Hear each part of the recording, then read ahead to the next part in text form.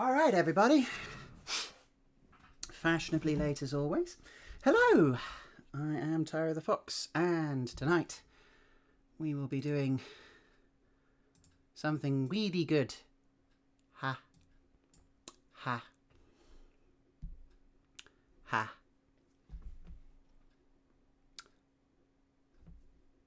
Ha. Anyway, yeah, I have to admit I'm not entirely certain what I want to do, so I'm just going to spin the wheel and let it decide for me for tonight, because why not? Okay, so we still have like 170 games on this bloody thing. Oh boy. And admittedly, I was thinking about like a tier list or something like that, right? But I haven't found a decent software which I can use nicely on this in order to produce a thing. I mean, there is Tier Maker, but it doesn't let you save it anywhere, so maybe. So I like the idea of like coming back to it every so often, but the fact that it doesn't reset might actually be an asset rather than more of a pain in the ass than I thought it would be, because I guess it might mean that we can reevaluate every single time.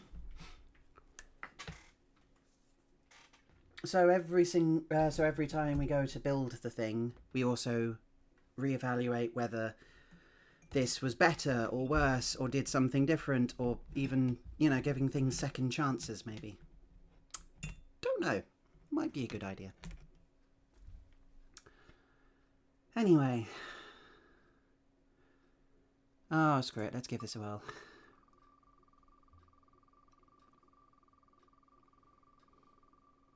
I honestly dread to think.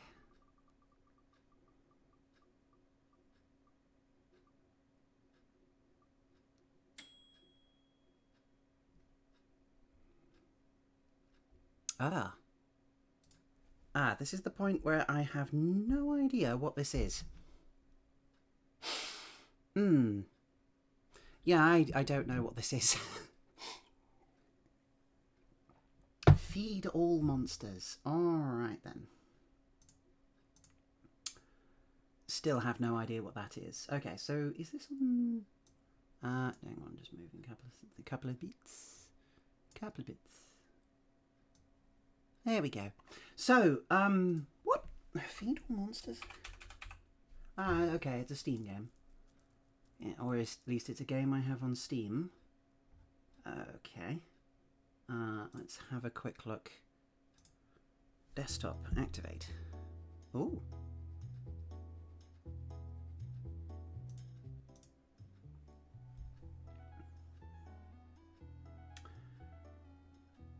Feed All Monsters is a cute and cozy line puzzle game. Assist a team of delivery workers in their quest to bring tasty food to all the little monsters. Find the optimal path for each worker in order to get all the monsters fed. I mean, we have a very positive from DU and I. I'm assuming that is someone's name. Hang on, I'm just going to grab... Yep, there we go. Okay. In English coins, it is £4.29, so looking pretty good. Casual indie, 200 levels, simple controls, cute monsters, sure. Monsters have it tough. All day long they have to wait at a specific spot until the player comes along, and not all of them remember to bring a lunchbox. Hello, Ali. Here you come to the rescue. As the owner of a monster food delivery service, you guide your 3 employees on the quest to visit the floating islands and give tasty food to all the monsters. Feed All Monsters is a line puzzle with a little twist. Instead of completing a grid, you have to find the optimal path to deliver food to every monster. You do this by dragging a line next to the monster in question. There is no pressure, and you can take as much time as you need to find the optimal path. My rates are very reasonable for your trailer. I am available pretty much any time except Thursday evenings for obvious reasons. Anyway, yep, we're looking pretty simple. I am up for this. All right, let's give this a whirl, shall we? All right, let me set it up.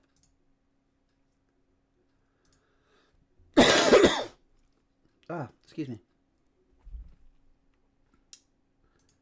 Yes, play now. Thank you. Bada bing.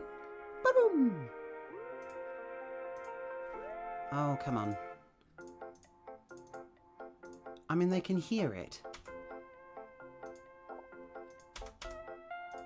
Why is that not working? Oh, capture specific. Right. Yep, there we go.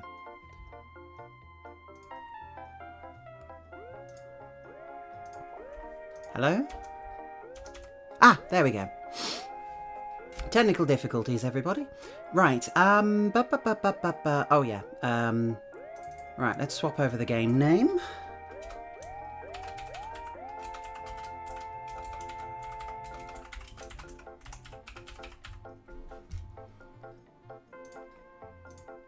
I think we can close that. Right, I also have to update Twitch because potatoes.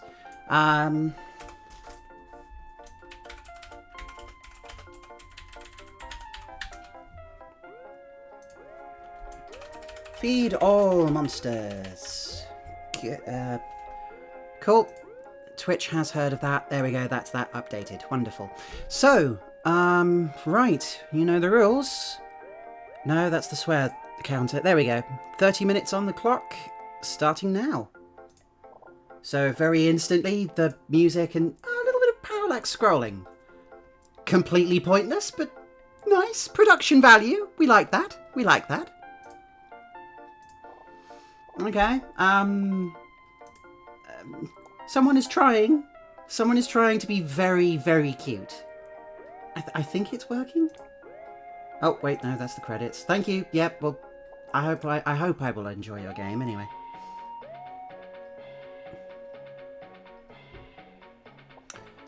They have a sound, like they have a particular sound, and they are sticking to it, no matter what.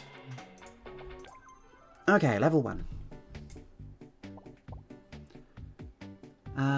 Meet Melodica. Meet Melodica. She can only throw one food at a time, but runs really far. She will teach you the basics of playing Feed All Monsters. I'm sorry, I'm giving this a little too much sass for something that's only just started. So, now click on the spawner to place it here. Now you can line drag to drag up the moon. Okay, so different characters have got different abilities. Good to know. Okay, the monsters are kind of cute. We have, like, mouse, butterfly, and flat, a depressed hedgehog.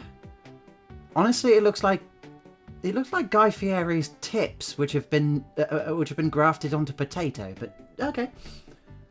By the way, you can also select Monica by pressing 1 on your keyboard. Very well. Eins. Okay, the level is directing me to do that. Okay, so we have like a logical puzzle thing. Aha. So you only feed in orthogonal directions. Ah, okay, and the numbers indicate how many. Alright. Can I place them anywhere? No, it's only on the spawn points. Okay, that actually helps. Most efficient path would probably be this way. Bam, bam, and then, yeah. There's a little Cyclops putty. Cute. Okay, right, boop. And then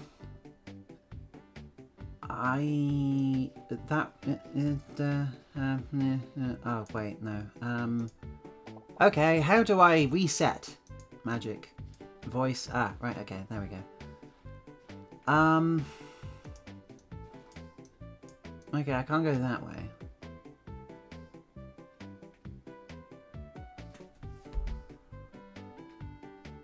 Was I anticipating being flummoxed? Oh, wait, hang on.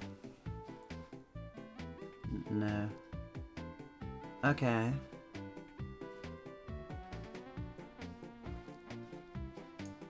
Huh.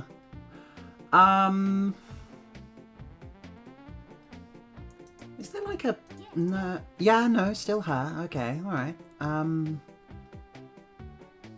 Oh, I can only imagine you're screaming at the screen. Because you figured it out, but I apparently haven't. Okay, I can't go through them. So is there something fundamental I'm missing here? I can't go back on myself, can I? No. Okay, then I must go that way. Yeah, there we go. Took me a little longer than I'd like, but you know what? Fine. Congratulations! You fed so... I'm going to stop that voice because it just feels disrespectful. You fed so many grassland schmetters. Okay. That this is cause for a celebratory photo. The photo can be found in your collection and in the start menu. While you might not be able to spot the schmetter yet, you probably will be able to smell them. Their pink antennae emit a delightful fragrance that smells like cotton candy. Oh, they've written their own Pokédex. That's what they've done. Okay. I mean, the obvious route is this way. Obvious but wrong. Okay. Then that way, yeah? And then everybody gets the foods. Boop, boop, and boop. Okay. Oh, that makes sense. I mean, yeah, like any good game like this, you can play it with nothing but a mouse. This, like, Babby could play.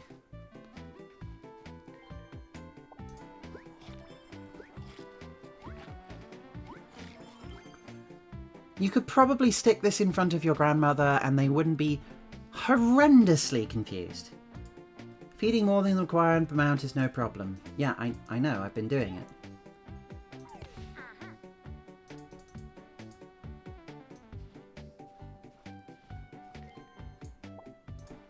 Oh, I see. Right, yeah. Because once a monster is satisfied, it doesn't matter. You can't go over. Okay. That's specifically what they're talking about. Alright, okay, that makes sense. Not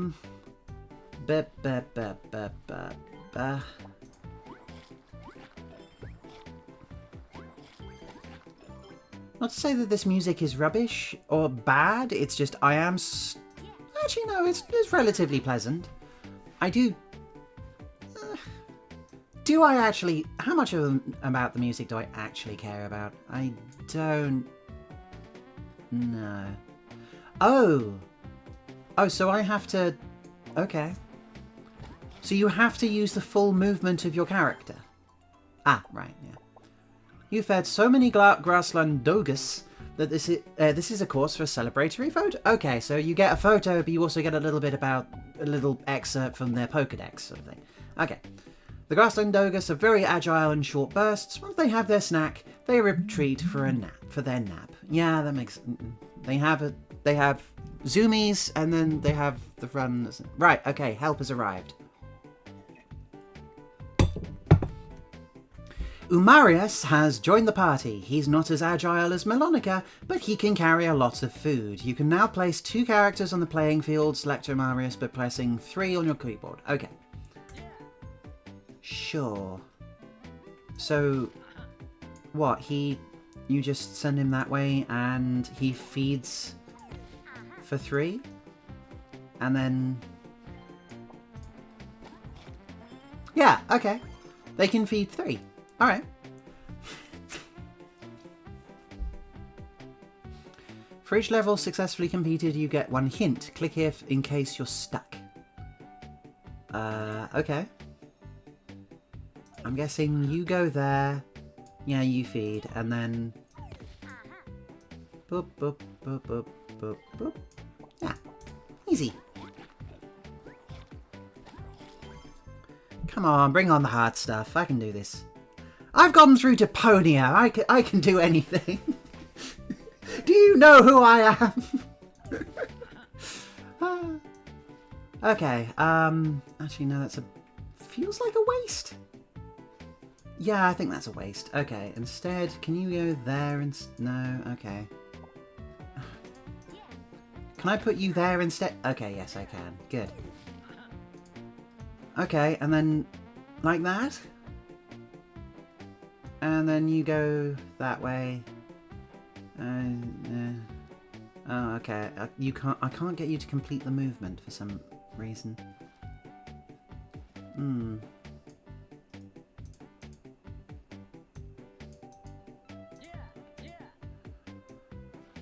Hmm.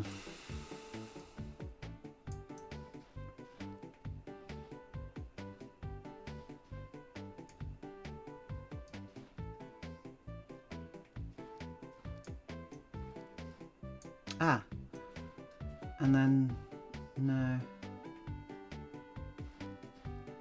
No, that's not terrifically useful. I did have it the right way around before. Hang on. So like... Oh. Go there! No, I want you to swap places, please. Oh, okay. Ah. Right click to remove them. Okay, fine. Would have been nice to have been told, but sure. Alright, and then you, I guess we're just going to have to send you that way. Yeah? Sure.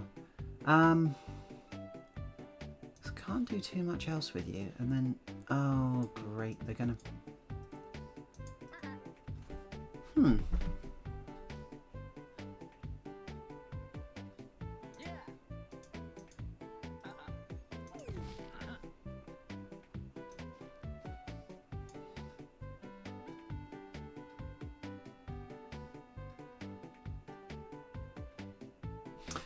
I mean, that is the obvious move, but then what am I missing here? As far as I know, I can't get them to cross? Can I get them to cross parts? I actually don't know. So if I... No, okay. You really cannot go far, can you?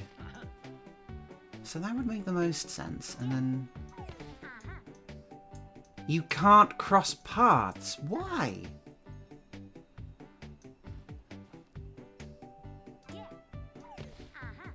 Okay. You can't go back on yourself. You can't cross paths. Oh, wait, hang on a second. Let's do this instead. So let's put you there. You there. Alright. Oh, crud. Okay. Oh, no.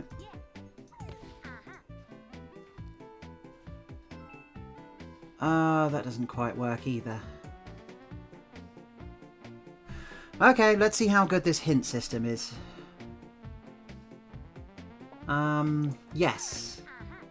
Okay, I have them in the right place and it'll tell you where its spawn location is. Okay, that's interesting.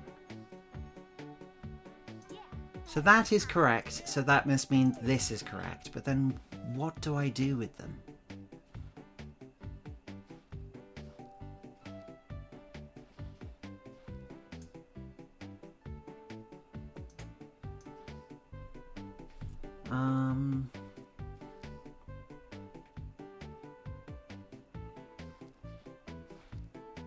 Oh wait, hang on a second. There we go! Okay.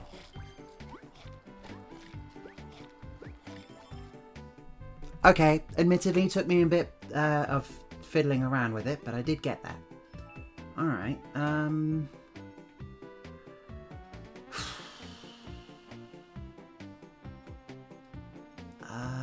gonna go with you over there because you don't travel very far. I'm gonna say...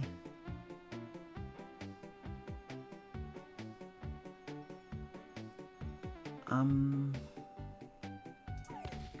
mean, yeah, you make sense to go over there, but then how do I get you out of either of these corners?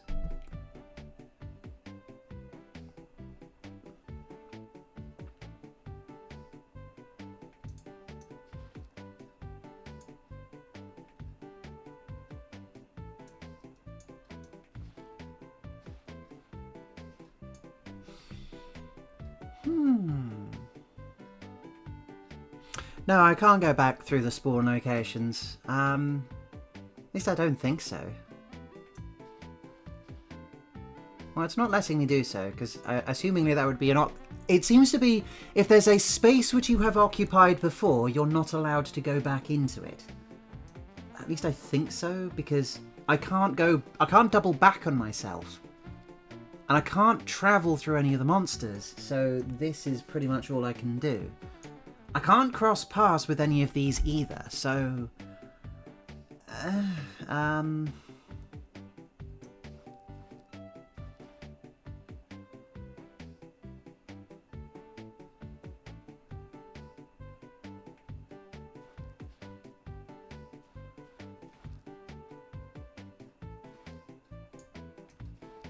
That really feels like the most sensible move, and then... no...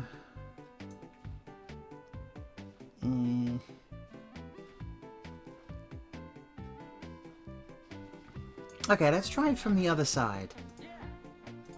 Just to see if anything pops up. You thinking they gotta switch places? Yeah, I'm sitting there thinking that too. I mean, unless we do that, and then there we go. Got it.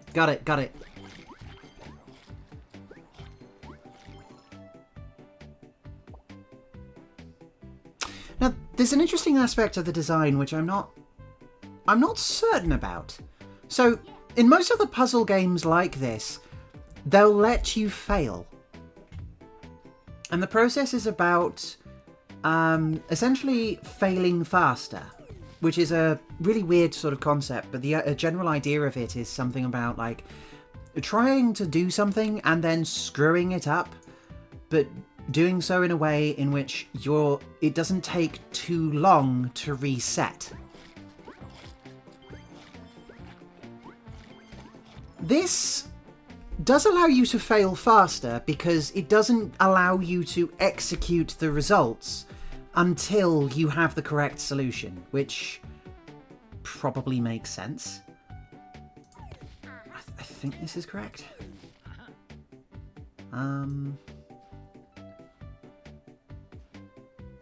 Yeah. Okay. And then... oh, no. Okay. No. Can I get out? No, I can't.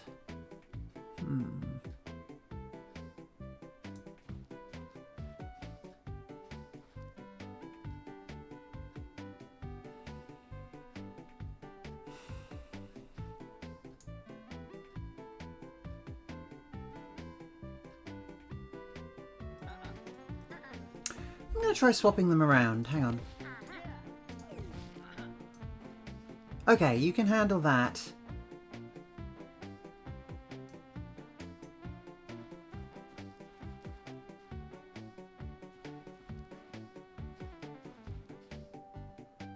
Nope.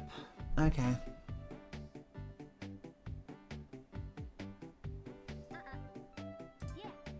Let's try that again. Ah, there we go. So yeah, it only shows you the fruits of your labour when you actually get it correct, which is an interesting difference. Which means that yeah, it's not like you've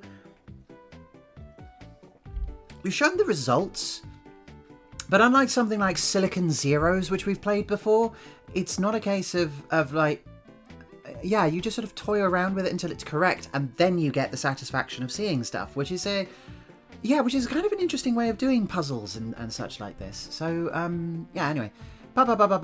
Grassland eagles. Sure. While they appear clumsy and playful, appearances can be deceiving. When it comes to getting food, they can reach astonishing speeds.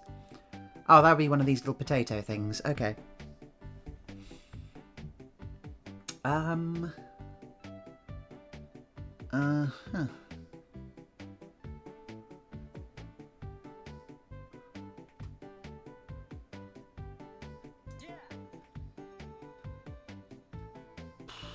I'm thinking I put you here? That seems immaculately wasteful, but...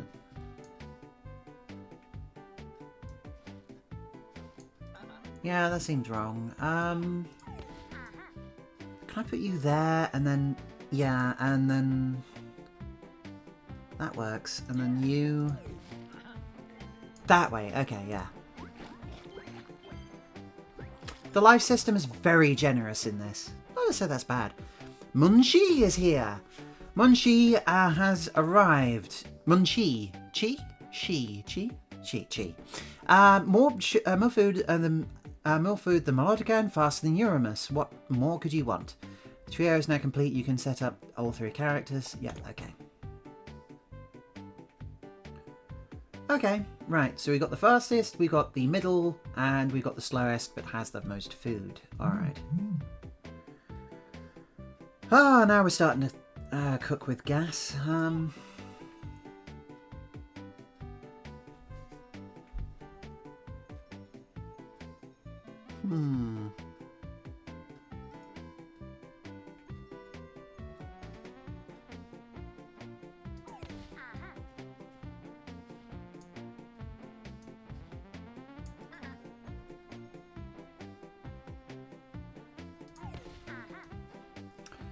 I have to admit, the requirement that you must use the entirety of a character's movement is really strange.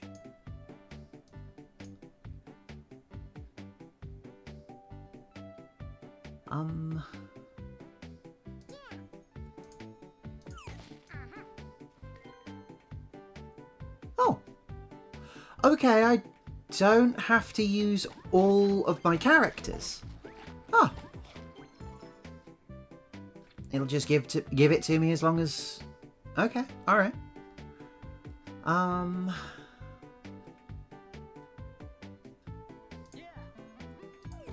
mean, assumingly you would be fantastic going there.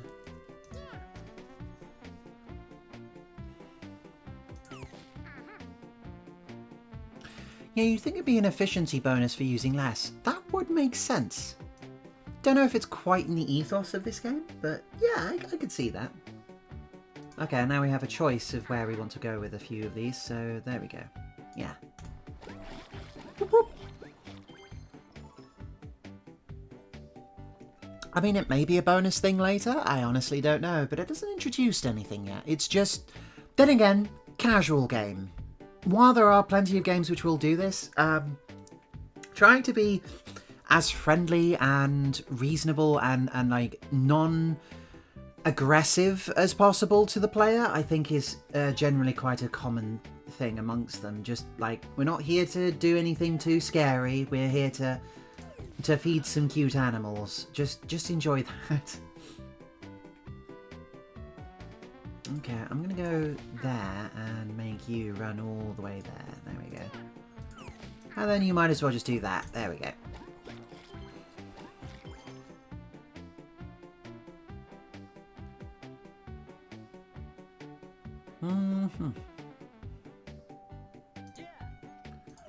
Well, obviously we do that in order to do that.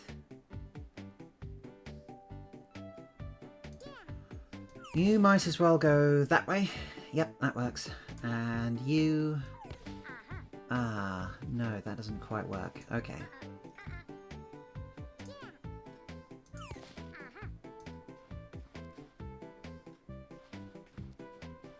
Okay, that works.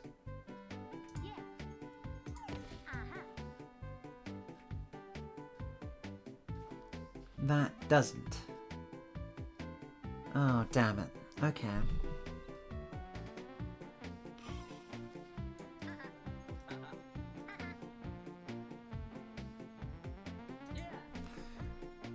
No, this has to be it's the only way I can get any food to this one down here.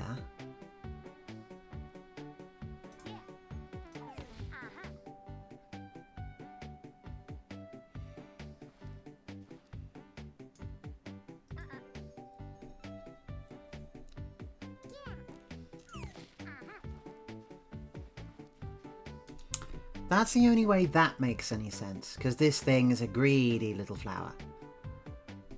So now we have to figure out what the hell we do with... Oh, wait, hang on a second. There we go. Oh, that time playing like the ice puzzles from Pokemon finally kicked in. Here we go. It's quite cute. I'm not immediately falling asleep in my chair. Like that sounds so damning with faint praise. But what I mean is that I am actually having to think about the puzzles. This is not. It's very crosswordy, right? It's not too difficult. It's not too ridiculous, but it is nice. You know, it's kind of cute. I kind of like it. Yeah. Anyway. Flan's roots reach deep beneath the ground where the best water is. It makes them reluctant to move from warm sunshine, but who can blame them? Ah. The animations and things are kind of cute, though.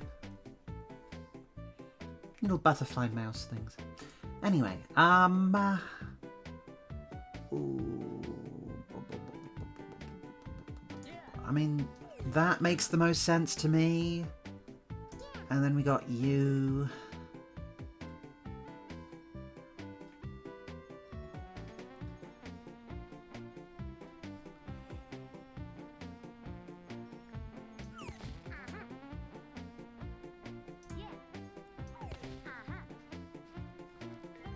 Yeah, that works.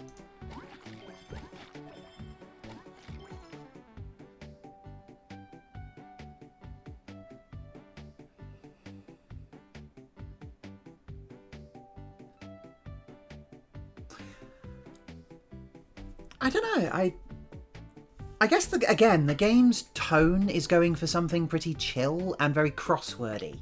Just here's a puzzle, here's a brain teaser. You know the rules. Just try and figure them out. And assumingly different worlds will give you different things to mess around with.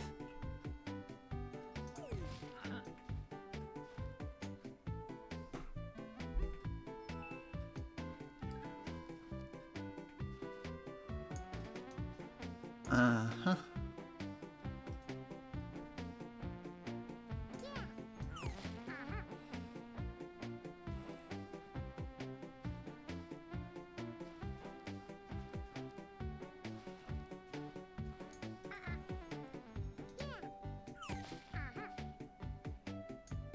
No. No.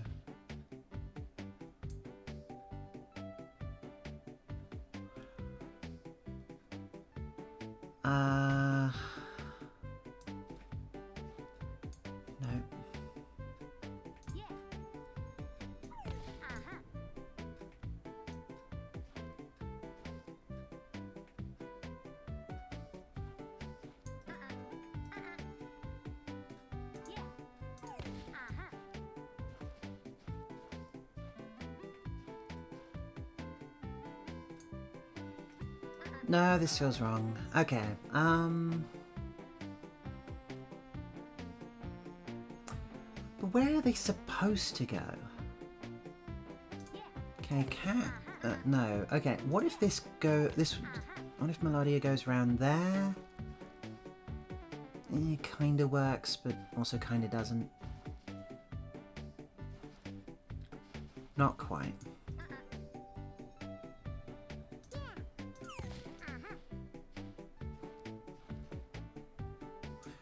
Okay, okay.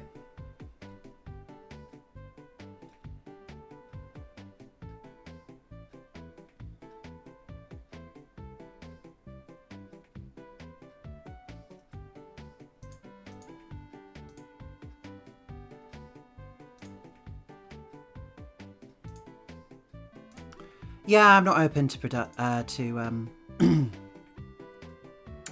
not open or interested in promotion there, mate. Bye. Yeah, sorry about that, everybody. I was mid-thought as well, and then I got bothered by bots on Twitch. Isn't that fun? Right, okay, can I... No, because I've only got, like, 2 movement to play with, but I can do that. And so the only... and then the only thing I need to do left is just get there. There we go. Easy. Ha!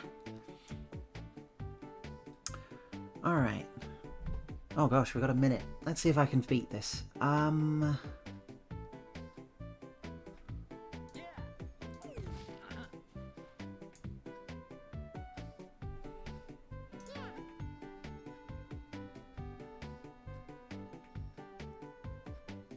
Okay, only the way this is working is if I do that. And then, like that. Boop, boop, boop, boop. There we go.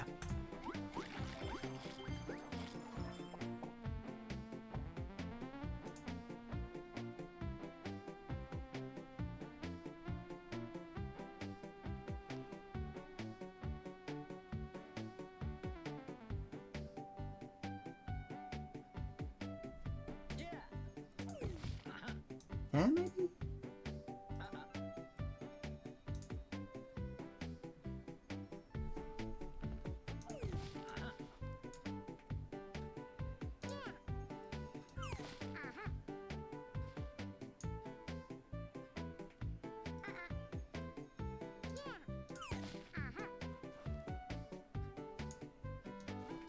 Okay, that works. And then you... Yeah! Okay. Oh, with nearly 30 seconds to spare. Very nice. I'm just a big brain. You know, it's just how it works. It's just how it works. Okay,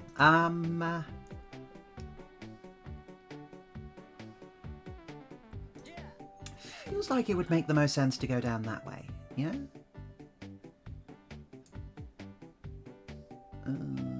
Maybe not. Oh, yep. I think I'll finish this level and then...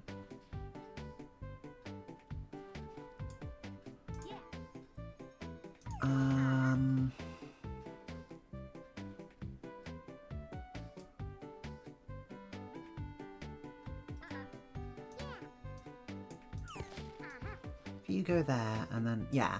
Okay.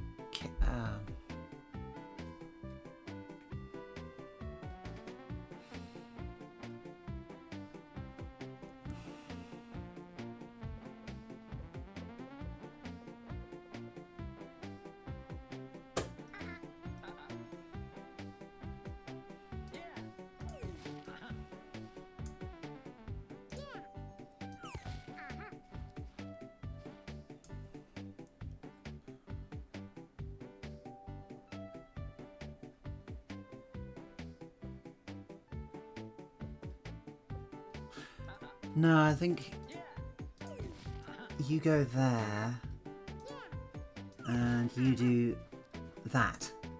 Yeah, okay, and then... Yep, okay. There we go. There you go, 25 levels in like 10 minutes and 30 minutes. That's not bad. I mean, yeah. Yes, please, thank you. Oh wow, we got pretty far into this. Okay. Yeah, quite a bit. No idea how long a world is exactly, but that's, yeah, something. And there's quite a bit to this game. Like, it's boasting 200 levels, so...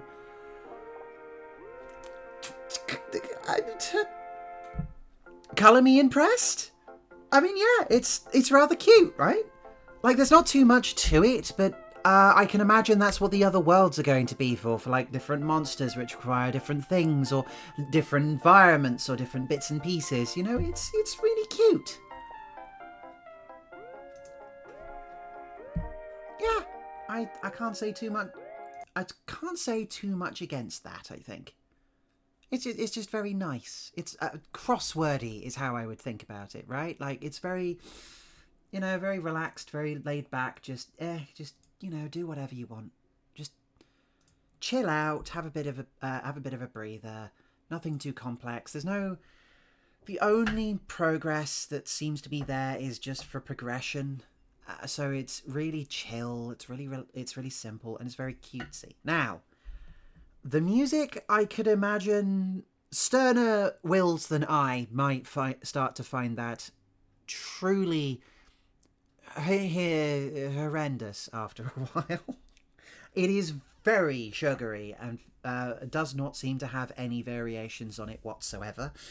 So if you're not a fan of something that sounds like it comes out of Rugrats, it might not be for you.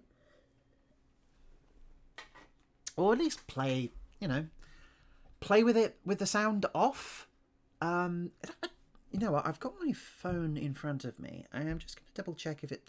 This feels like it should be a mobile game. Because on PC it makes sense. It's fine. But it also seems weirdly redundant. Hang on.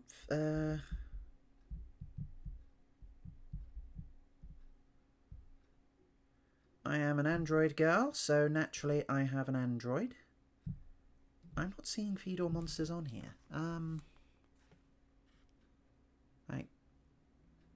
Apps? Oh, AI apps, no. Feed All Monsters. Monster City, blah, blah, blah, blah, blah.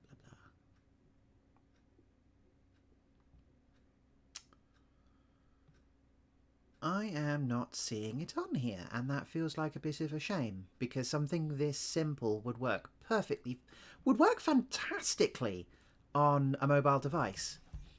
On your computer, it's fine if a little over-engineered, but on a mobile, that would be great. That'd be a lovely little thing. Just, you know, sitting. You can imagine sort of sitting on the bus trying to figure out how to feed all the little things, right? That would make sense to me. Anyway, let's torture my... there we go. Feed All Monsters. Lovely. I'm actually just going to quickly pull up... Oops. Sorry.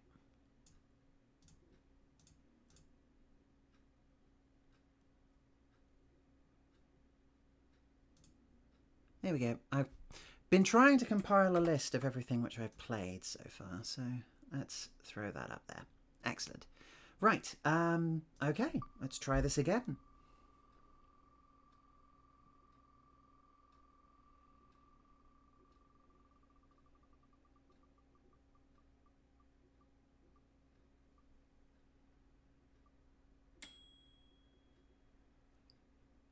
Homeworld Remastered Collection. Cool. When I was looking through this looks like it was a oh, hang on. No, good. I was just looking through the bits and pieces for the Steam sale. Right. Homeworld. Okay, I think I have not actually heard or seen it, but when I was messing around with stuff later, it looked like it was a like a collection of old...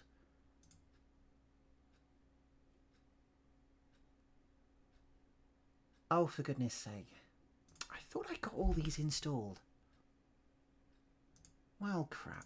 Okay, apparently I don't have this installed at present.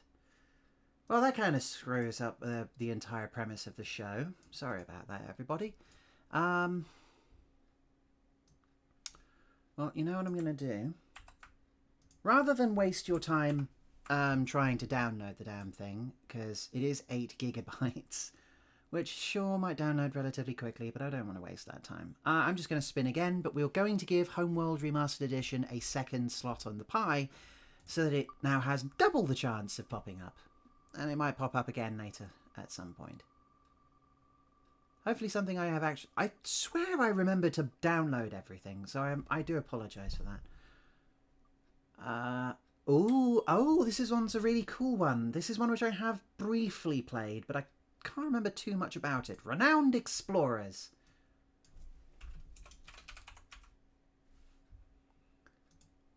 This one should be rather cool, I think. Okay. You are a renowned expedition leader, about to uncover the greatest mystery of your career, the Emerged Island. As you start exploring this mystical place, you hear chanting in the distance and decide to use some of your supplies for a detour. You discover some kind of ritual. But first, let's introduce your crew. Victor Sinyak, a fighter captain, rich with military experience. Kiwi Pakariki, wily survivalist with a heart of gold. And finally, Maria Rodriguez, charmer and heartbreaker. Okay, So yeah, this is so in this strategic roguelike, you will become a famous expedition leader in the 19th century. You form your own crew with the skills and personality to discover legendary treasures while exploring randomized locations and stories on every new adventure. Yeah, so right, okay, so it's a little bit of turn-based strategy, a little bit of almost like the travel sections from what's it called? Oregon Trail, which is a very popular piece of edutainment. You've got different characters you can unlock. You've got lots of different bits and pieces, different pieces of kit, situations. Yeah, okay. I remember this being kind of neat. Endless new adventures, compose your crew, personality equals gameplay. Each conflict can be solved in different ways depending on your crew's personality and strategy. Mood is one of the most important gameplay elements. So you can fight them with melee, ranged, or area of effect. You can win them over with cheers, charms, and compliments. I thought I turned you off. Thank you. And you can scare them with insults, taunts, and humiliation. You can optimize your economy, vivid stories, build reputation, permadeath. Oh my goodness. Yeah. I mean, I dimly remember it being entertaining. I just don't know why I didn't go back to it because I've had like 20 minutes. Actually, 0.2 hours. I think that would be 30 minutes. Huh. Strangely enough. All right, let's have a quick go at it, shall we?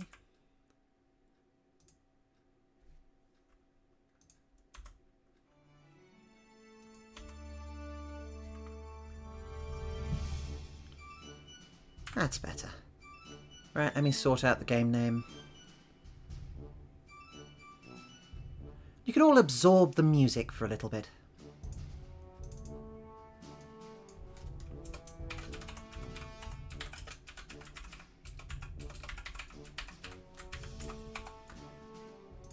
Yeah, this is a small inefficiency in my show that I would like to try and figure out. Boop. Okay. Done. Wonderful. Bing, bing. Okay. Right. Where was I? Yep, 30 minutes on the clock. Starting now. Very nice. Okay, we've got a... admittedly, the UI is looking a little flash gamey, but that's not a terrible thing. Challenge archive, sure, whatever. New game. Select game mode, discovery or adventure. Discovery, sure. Cheat mode. No, thank you. Let's put it on easy, on normal. Original difficulty, hard. Requires some mastery to beat, and you need to be prepared to face bosses or risk losing. You will need a few tries to succeed.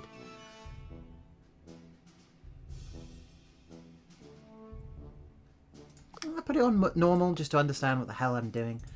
Okay, so I need to select a character. The only person who seems to be available is Victor Sinak, as was described. Balanced fighter, has high armor, no real weaknesses. He is from France. Aha. Present day France. That's interesting, because of course, set in the 19th century. Crew member. Okay.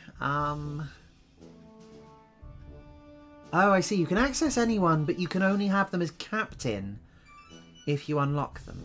I have no idea who these guys are. Sure. An Austrian magician. Oh, 14 years old. Oh, right. Okay. Hildegard is a rhetorican speaker and great speech and speech defense, but lacking in armor. Can boost the spirit of an ally. Diplomat, naturalist. Okay, great. And then, do I go with a scientist or a scout?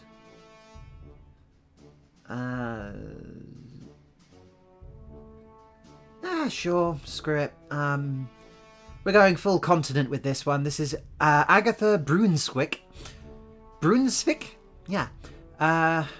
So she is from modern day... she is from Germany, and she has archaeologist 2, whatever that means.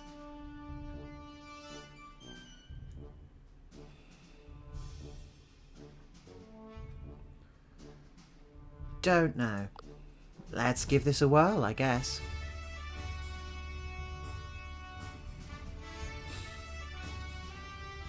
Well, presentation is doing quite well, I think. This is it. Hang on. This is it. You just got your Renound Explorers International Society membership. Victor wants to make a big entrance and goes for an elusive treasure. The Viking ship. Rumors are that a boat belonging to the famous explorer Leif Erikson is somewhere in this forgotten island. I might as well go through the tutorial again. It has been ages since I played it. Welcome to Renowned Explorers. Achieve most renown. Beat your rivals in the race. Become the most renowned explorer. So, victory points, basically. There are a lot of strategies and systems you will need to discover and master. While playing, remember one thing. Renowned Masters is all about discovering treasures and stories, but also strategies and systems. Sure, fine. Expedition goals? Yeah, okay, cool.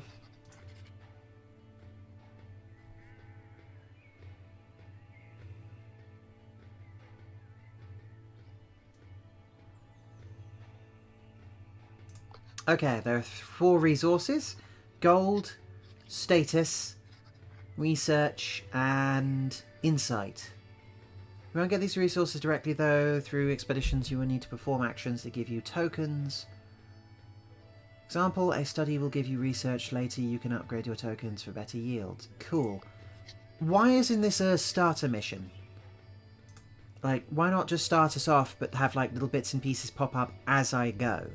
Problem with these sort of tutorials is that unless it's a manual I have on my lap, I'm liable to forget this.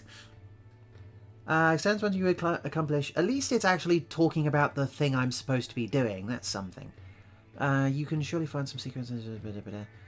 Okay, surviving expeditions. Right, we need We need supplies. And we don't want to lose resolve. Gives up on exploring and you lose the game. You lose resolve by failing some challenges and having a crew member fall during an encounter. Okay. Oh, so just a crew member. Right. So I can't full party wipe. It's anyone.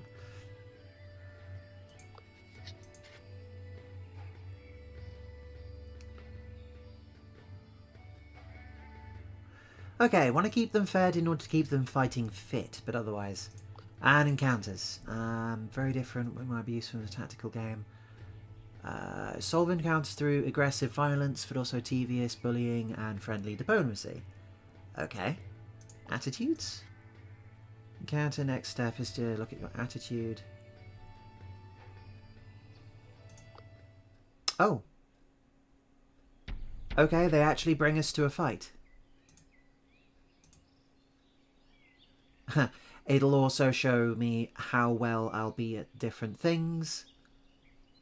Interesting.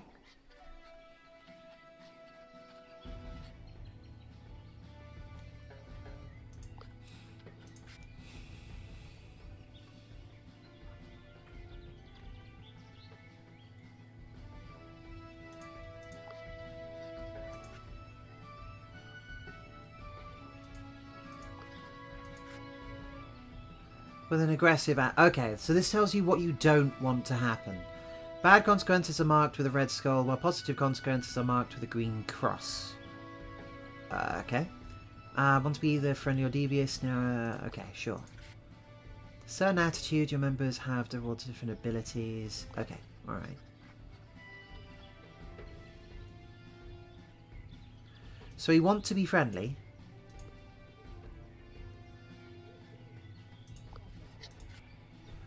Hand up with attacking makes you aggressive, terrifying makes you devious, blah blah blah blah blah. Okay.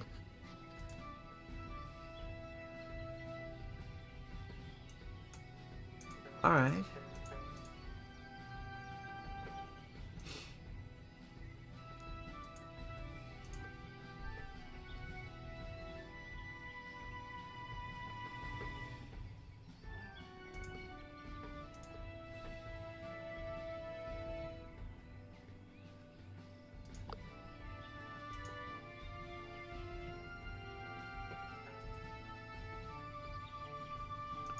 Okay, that doesn't seem too useful. How do I... Oh, okay.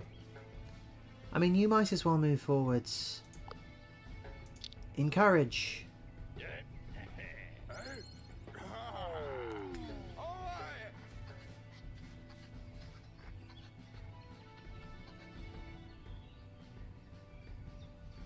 If you look in the outcome UI, you can see that the bar corresponding with your attitude filled up. Every ability you do influences the outcome. For example, aggressive abilities count heavier than others, and defeating an important boss with a certain attitude counts even heavier.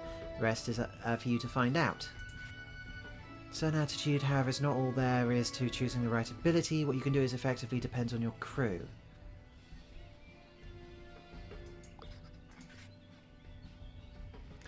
Strengths and weaknesses, yeah, okay. So essentially everyone has different health bars.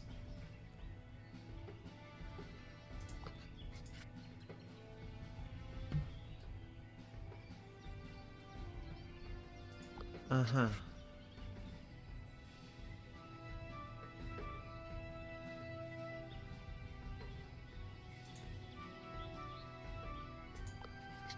So I can basically do what I want. I just have the problem that certain attitudes are always going to be worse or better. Alright. I guess that makes sense.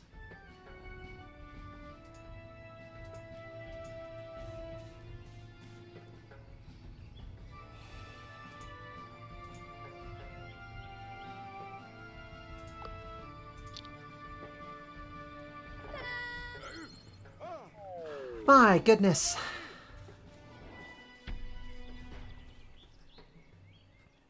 Hooray! Okay, so now we've done that, now I guess we can move on. Alright, like 10 minutes for a tutorial? Sure. 2 villagers keep following you and annoying you with well-intentioned questions. Where are we? Oh, wow, you come from all over the world. Now you've been to London. Wow, you like Brussels sprouts? Wow, these friendly gentlemen need to be convinced to stop following you. Oh, great. Okay, so they have different. Okay, for each encounter you receive the following. Cool. Okay, so.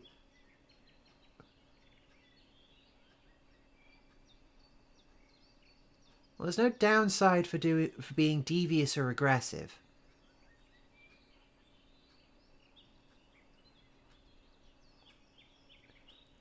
But this seems to give me an encounter token?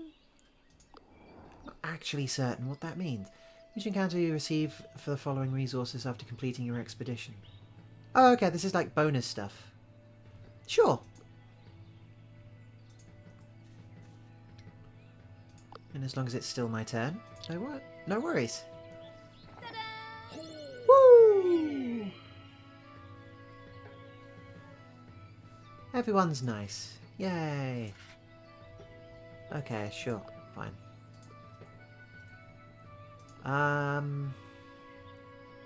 You go over there, I guess.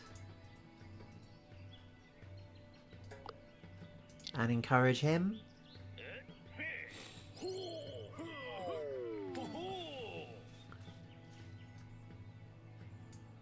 Excellent. Superb. And now I guess I will move over here.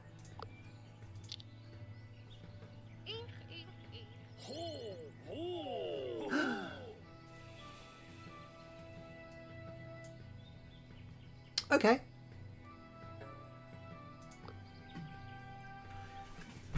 I mean, okay, so tactical RPGs tend to be just all about beating your opponent senseless in any way, shape or form you can.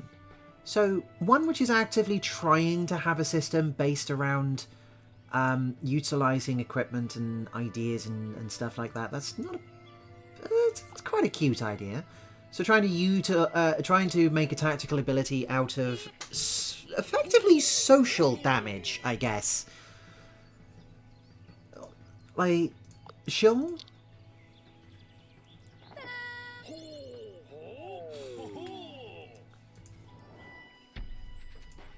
What are you doing hear about this sometimes. The idea of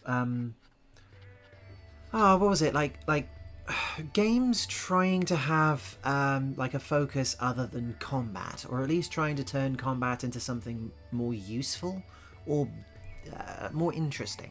I think there's a couple of other games which I've seen which try and do this, like Oh Sir, which is a game about I think it's like a one-on-one tactical RPG about putting together put downs and fight and trying to insult your opponent. In a kind but firm manner, you explain to them that you have to leave now. Once Victor gives them some foreign candy, they thank you wholeheartedly and go away. The crew proceeds with the expedition. It's also a choice. I mean, obviously there is a obvious choice, which I definitely should do, but yeah, the choice really is between... Okay, let's go this way. The choice really is between, like, do something which you can and are perfectly reasonable to do, or do the obvious thing which will give you the more points, I guess, but... Oh, and different ideas and things, because I happen to have a character which has different stuff. Just got a trait for using the archaeologist trait. Scribbled on the book the notes about the Viking history never written down before. This is a most intriguing find. That's why you take an archaeologist with you.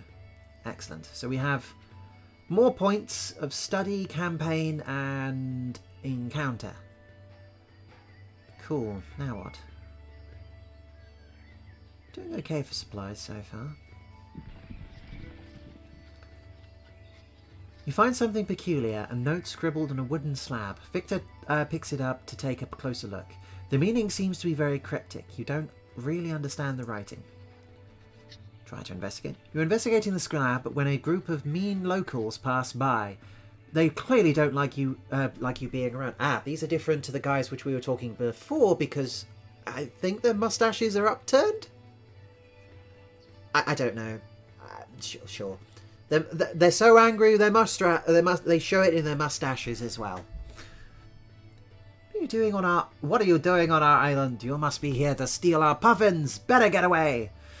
They're annoying, but the local knowledge might be useful in deciphering that cryptic slab. Yeah, sure, let's defend ourselves. Why not?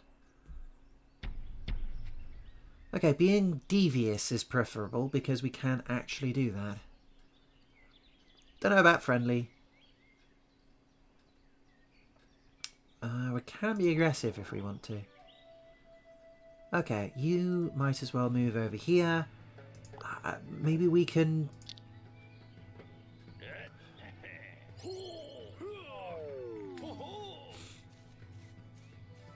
Okay, he seems pretty easy to sort out.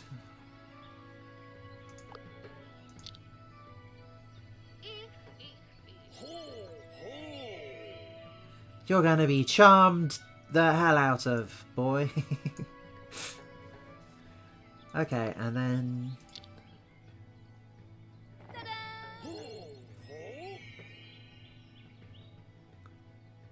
Is it worth being friendly? Oh, whatever, my turn's over.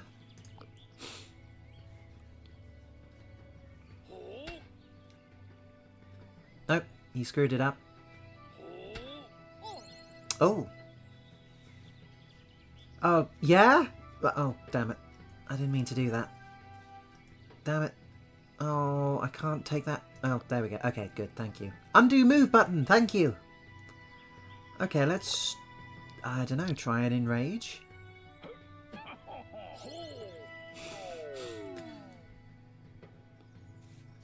Common villager is very confused about the mixed signals. Interesting.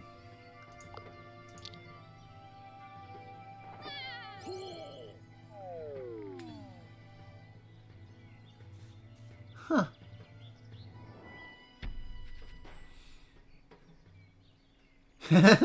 You broke your opponent's minds with a devious victory. Interesting. Once they figure out that you're simply better, they respect you and stop being so annoying. Sorry we were such tools just now. Good thing you knocked some sense into us. We're just very protective of our puffins. Please allow us to help you with that cryptic slab. Very sensible. You look at this cryptic slab together. The men you just won over share their knowledge of local dialects until you decipher the text. Victor thinks it reads that hidden somewhere farther away from here there is probably a Viking brooch. Yeah. Okay, so now we need to go over there.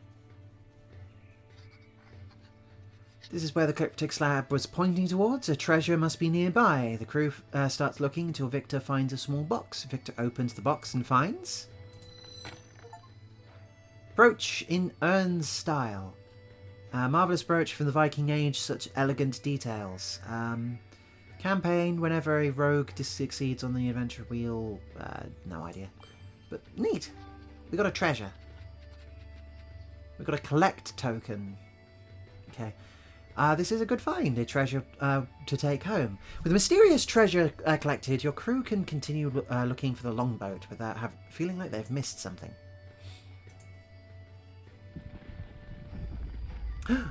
It's the longboat! The crew encounters a group of locals with fake swords and helmets, wearing badges saying, "Support Viking history."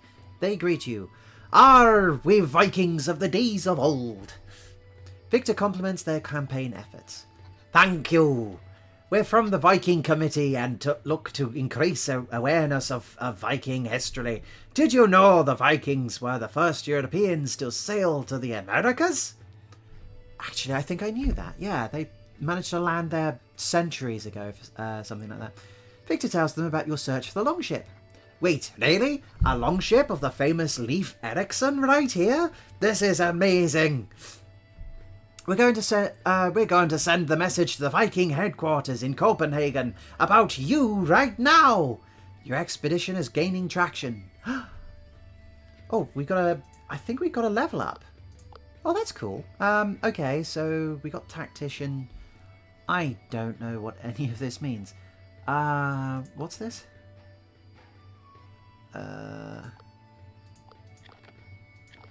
Yes. Excellent. Perk upgrade. Training can now be gain the Tactician Military History perk. Diplomat Politics perk. Revive crew number. Basically, do you want to go into fighting, or do you want military history or politics? Do you want to be a diplomat, or do you want to go down the fighting route?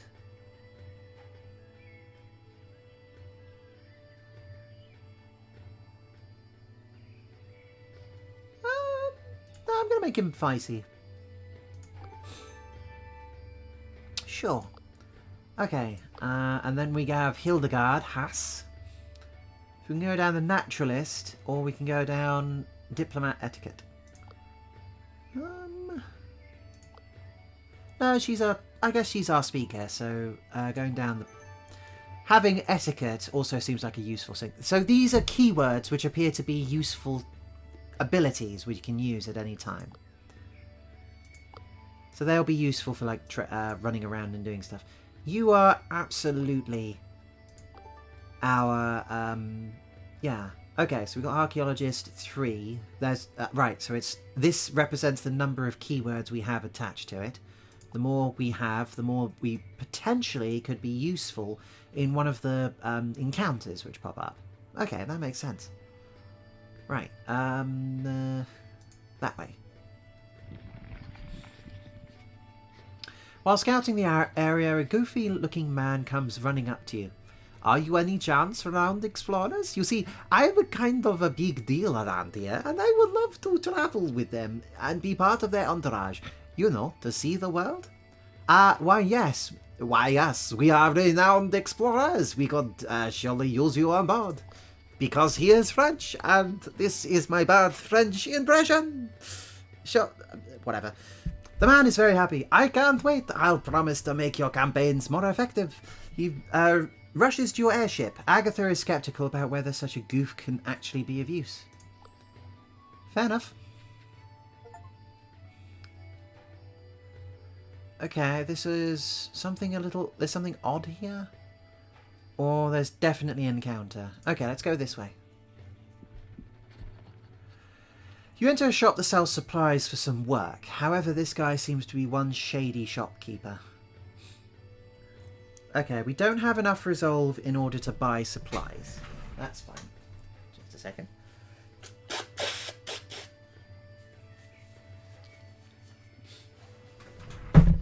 These prices are outrageous. Negotiate for better terms. Yeah. Someone needs to negotiate for better terms. This is simply unacceptable. This guy seems like a tough match, and the diplomatic struggle will give someone the diplomat negotiations perk. Might as well be you, my dear. Shady shopkeeper gave in to your diplomatic negotiations. Now you can get supplies that normal... right, okay. Alright. Let's leave. Ah. Damn it, we could have just gotten more whatever. Normally you wouldn't be so excited about this, but you found an abandoned farm. The fields are overgrown with vegetables and even some fruit trees. Okay, restock. Good. Crew stops an open field. Various delicious rare mushrooms are growing in the small troops. The delicacies go around at parties and gift to other renowned explorers. Excellent. Well done, you found the hidden hoard of this expedition. On every expedition there is a hidden hoard to be found. On these occasions, fate smiles upon your crew. The crew finds lots of gold. Sure, why not? We have the supplies to go wandering around, so why not? Crew arrives at an open theatre where some villagers are going to perform a piece about the Vikings. The director approaches you. One of our actors is sick and the stand-in is not very talented. Maybe it would be fun if one of you would play the Viking Jarl. It'd be great for the people to see a new face. Okay, Hildegard has the absolute best chance at doing this, so let's try it. Random chance, and we blew it. Sadly, Hildegard's performance was poor to say the least. Victor is quick to notice it and starts booing everyone of Hildegard's lines. After a shameful display, Hildegard and Victor have a little fight, but the crew quickly comes exploring. Victor, you git! You absolute git! Don't boo your team. Oh, for goodness sake. Right, okay, he's a terrible captain, apparently. Luckily, sometimes you're just lucky. Agatha was getting pretty bored as Victor was planning the next step and started picking up pebbles to skim on a lake. By chance, Agatha's fifth pebble was actually an old Viking coin. A small sack of coins was laying nearby. Of course! Just tripping over the things. Back in the last century. The Viking board must be ready, so Viking boat must be nearby. Once you get there, this expedition will come to an end. You can come back to this place when you wish to visit later. Are you ready to go? Yeah, onwards. Boats and bullies. The crew searches the hills and dales thoroughly until you spot in the distance an intact Viking boat. The crew rushes towards this amazing find. You will surely skyrocket your reputation at the Renowned Explorers Society. The crew is stopped by a familiar face. The French explorer Rivial. Rivial, sure. After number 1 in the most promising explorer rankings. He laughs. Thank you, amateur. How very lucky you are to find this fine Viking boat just after me. Under Rule 24B of the Explorer's Mandate, fellow explorers should help each other out, and I really need this treasure to affirm my number 1 position. Your help will not be forgotten. Well, maybe. Explain that this is your treasure. Riviere continues. Most unfortunate. Maybe you should talk to my most intelligent and diplomatic scientist, Lady Cassandra Shafik. I'm positive that she'll handle the situation with the utmost respect. While I take the vessel. Hey, wait a minute. Oh, Victor is very cross. Before Victor can stop Rivial? I don't speak French, so this is... I don't know, I'm having a guess. His crew scientist Cassandra steps forward. Hello, fellow renowned explorers. Why such a hurry, no? Let us discuss this matter in an easily civilized pace, yes? She's not letting you pass. Defend yourselves! Dun dun dun dun dun dun dun dun dun dun dun dun dun dun. Cassandra thinks you're a brute. Cassandra appreciates that you don't resort to violence. Cassandra is pleased with your diplomatic approach. Okay, so they want us to do diplomacy. Okay, I can do that.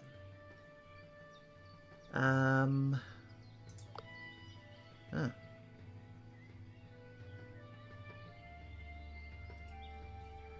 Okay, can we move them forwards? Yes. You can get all of them at once.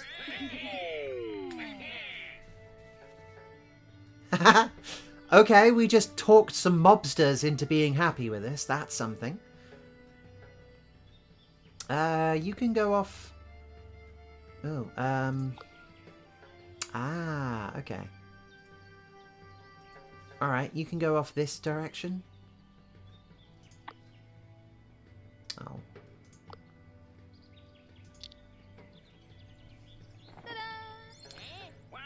There we go. Well, they're happy with us now, so that's something. And then finally, we have Agatha. So we have lecture or we have impress. 50% plus speech. Which one's speech? 27. Speech, defense, attack, power, armor, grit, movement. Okay.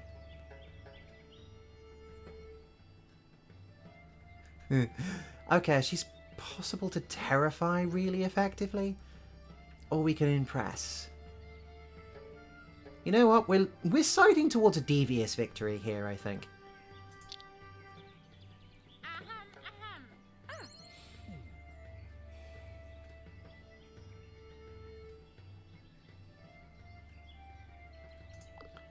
Okay, here we go.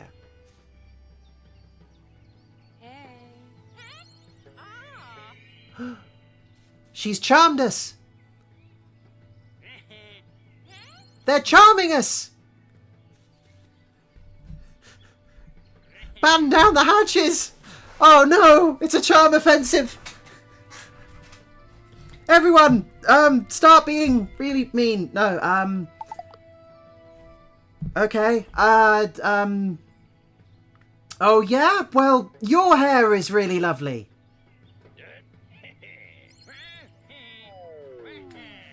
See? Confidence boosted. There we go. Alright, there's the boss. I guess we...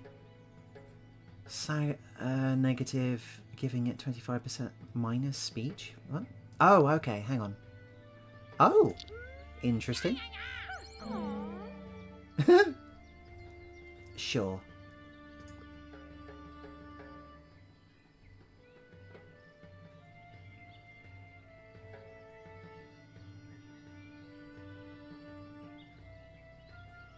Kind of not, so maybe... Would that be better? Hmm.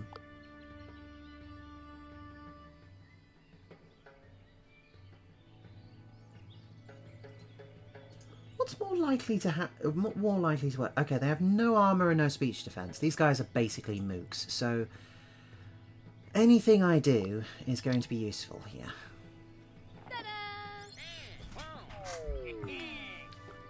Okay. Yeah, they're rather happy with this now. Good. End turn.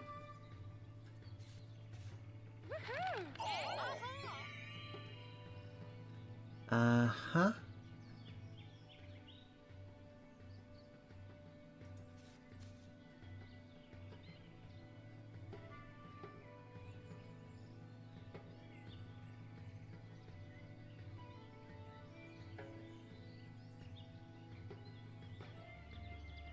Alright, let's encourage them again.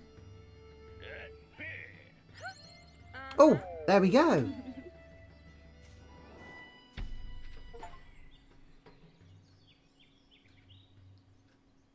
We got the friendly condition. Okay. Cassandra is really pleased with your approach. Oh my, I haven't seen such well-mannered rookies in a while, yes? I will be rooting for your success. Please have this treasure map, yes? It's a small thing, but you might be able to use it. Goodbye, kind explorers. We are well-mannered and we got a treasure map. Hooray! You left the cryptic treasure map. Its meaning is pretty cryptic. Everyone takes a look. Treasure map is passed around. After investigating it, the crew states their interpretations of the treasure map. Points to another Viking antiquity site. Treasure is buried deep underground, far away from here. A landmark on the map that locals might recognize.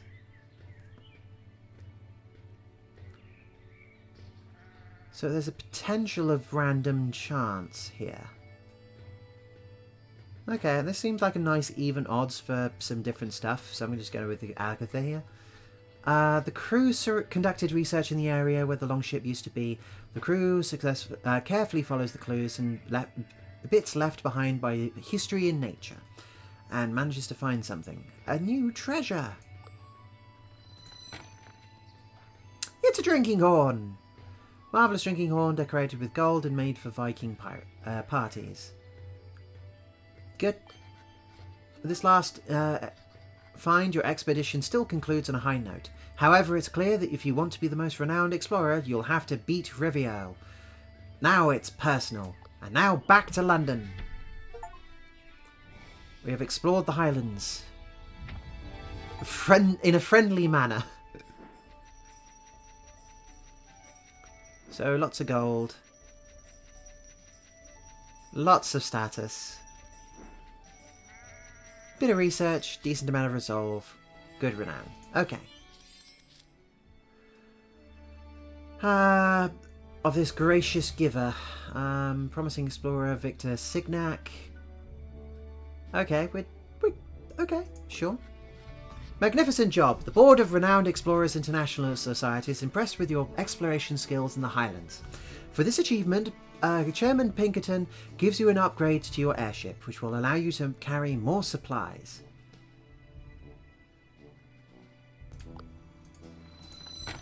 Wonderful. Aiming to come a number, blah, blah, blah, blah, blah, blah. You can do more expeditions. Okay.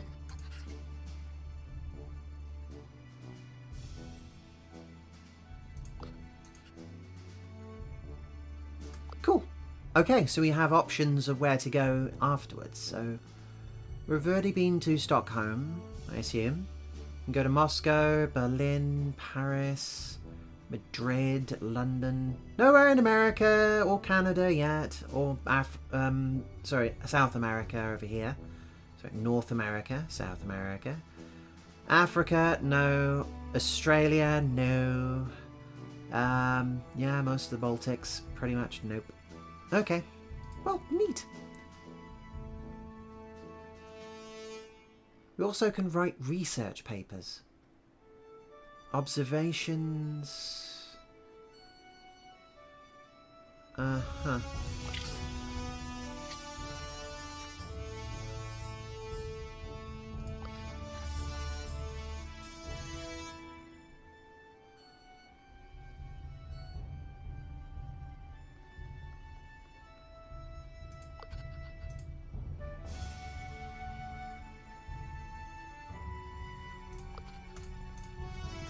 Okay.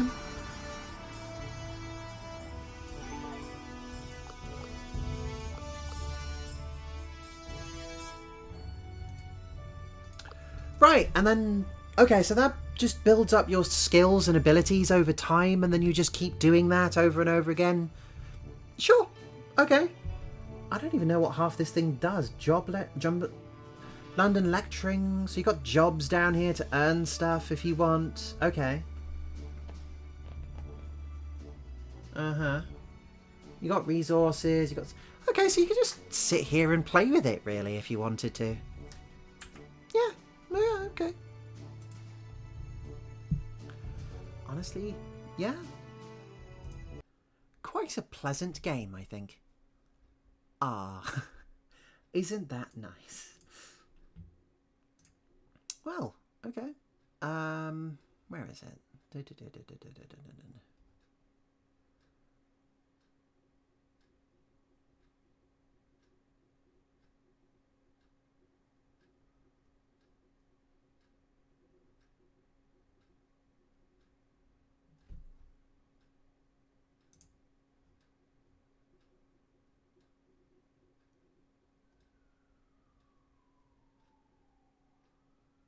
There we go. Renowned Explorers.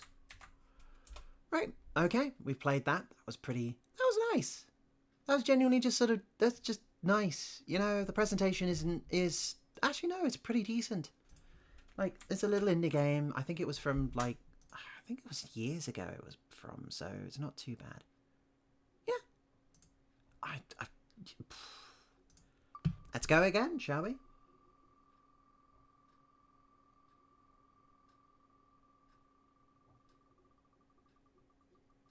And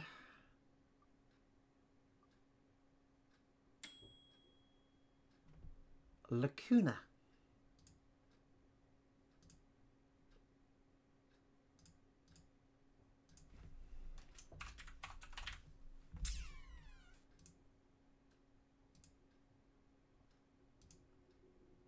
Wait, no, I didn't want that. Okay. Oh, someone else is streaming this right now, I think. Do you ever think about what could have been? And how your decisions have led you to this point? Sometimes I'm not even sure if there is a right way, much less how to find it. Uh-huh. I have no choice but to act. The clock is ticking. We are very styled, aren't we? Hard-boiled cop in detective near future crime thing. I don't know. A murder, a hack, a bombing. All it takes to plunge the solar system into war.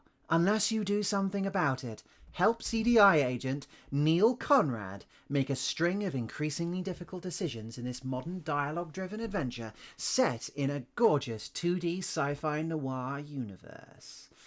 Digitales Interactive, very positive from everybody. Very nice, very nice. Yeah. Okay. Save the world. Okay, sure. Yep. Save the World edition includes Lacana, blah, blah, blah, blah, blah, blah. Okay, sure. Another cigarette tumbles into the abyss. The sun is slowly coming up, glistening in the sea of buildings below. I look up at the stars one last time before they disappear. They don't provide any guidance. They don't give a flip. I have to make this decision on my own, and very soon. Problem is, I don't know how. I've never been able to figure out why I do what I do. Not really. Shush! I am reading things. Go away. Actually, if you must play, do so in silence. Thank you. Right. No more time to think. I have to go. Here's the deal. You are Conrad, blah, blah, blah. Okay, sure. Like, yeah. Okay, so supposed to be trying to be kind of,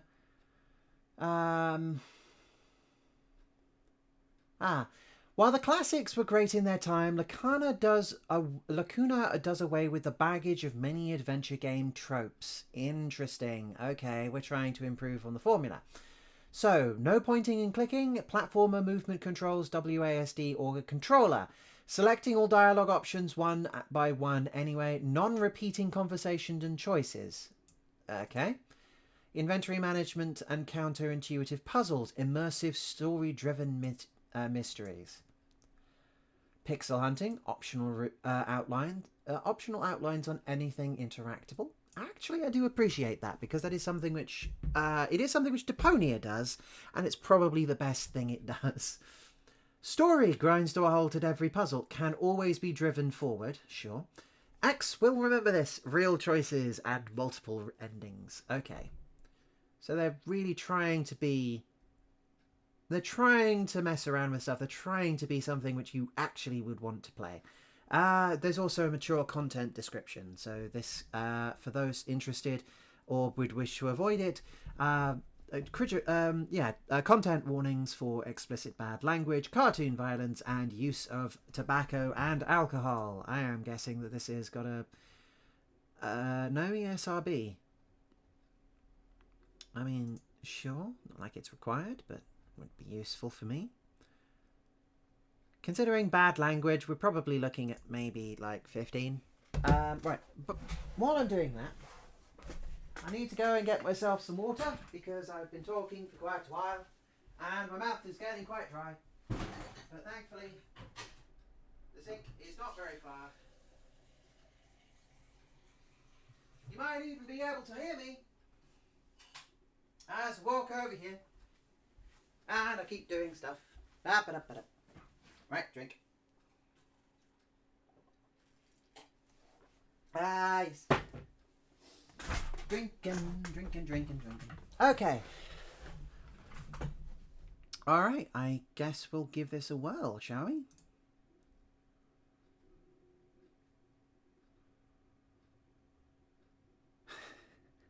Good, yeah, mine. Yeah. Where I went to go get water isn't very far away. Right.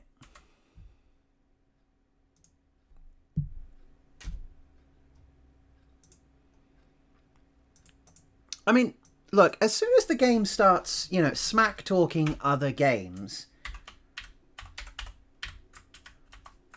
in like, no, this is stupid, you should be doing it like this, I do get a little bit antsy, right? Like, it... Okay, hun, I appreciate that you're trying. I appreciate that you're looking to do new things. That's very nice, that's very sweet, but, you know... Talking smack might get hit back, right?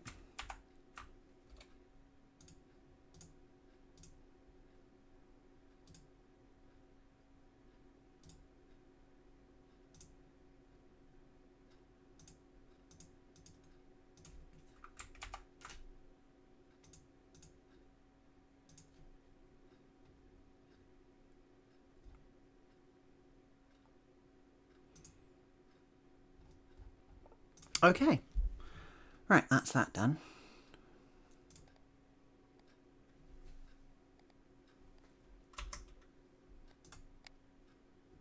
Empty slot.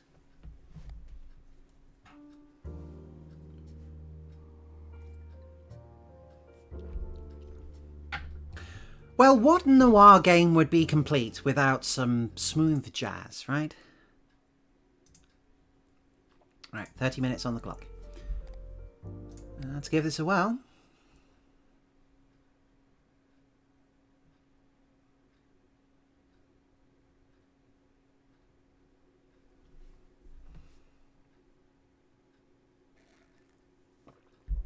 Your progress is saved automatically at certain points throughout the game. All progress since the previous save point will be lost when you quit.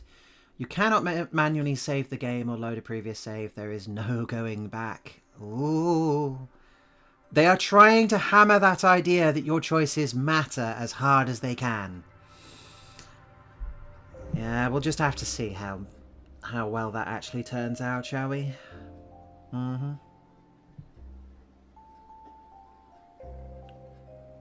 Still, the artwork is kind of cute.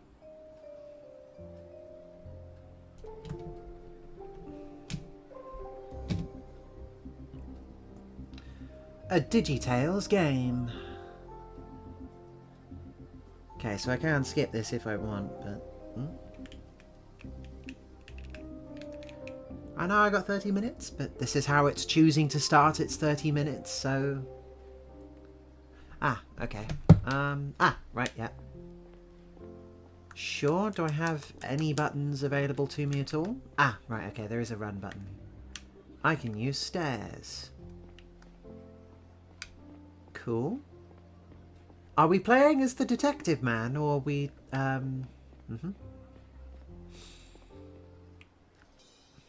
Mirror, over here.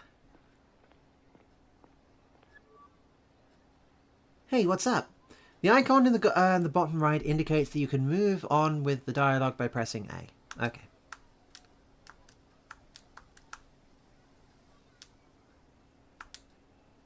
Hey Noah, long time no see. Yeah, it's been a while. I read that a ship with new people arrived last night. I had a feeling you might be in there. How was your journey through space? It sucked. It felt like I was being buried alive with my parents. You're headed downstairs, right? I'll come with you. How's life on Drovia? I didn't really like it at first. There's not much going on yet. Hard to imagine it's going to be like New Jordan one day.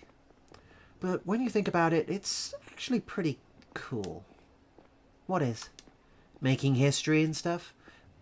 Conquering a foreign planet, building the first ever Savient colony? Isn't that exciting?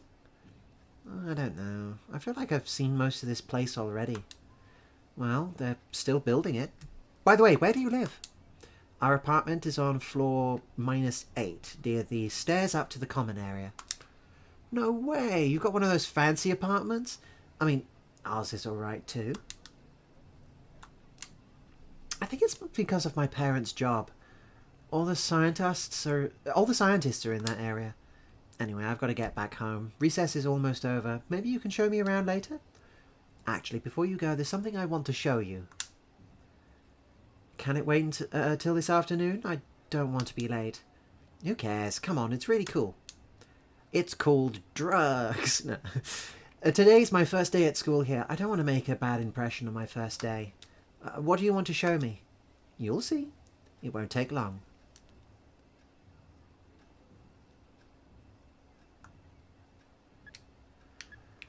Okay, so we have the choice. Well,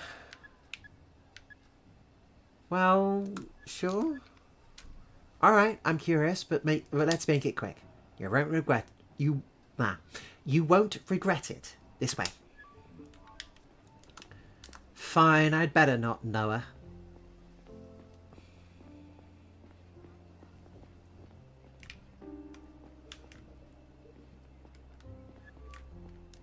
Are we allowed in here? The sign says that it's a restricted area. Oh, I knew it. Goodness sake, the little kid is going to get us killed, isn't he? Honestly. We aren't, but I got the entrance code. Where'd you get that? My older brother works up in there. He gave it to me. But it's not dangerous or anything? No, don't worry. Come on. You know that's Death's ringtone, right? Oh, no, it'll be fine. See that elevator? It takes us halfway up the dome. Up? No, we're going to get caught. There's nobody up there. It's going to be awesome. You'll see. Come on. Fine, but if someone sees us, I'm going to tell them it was all your idea.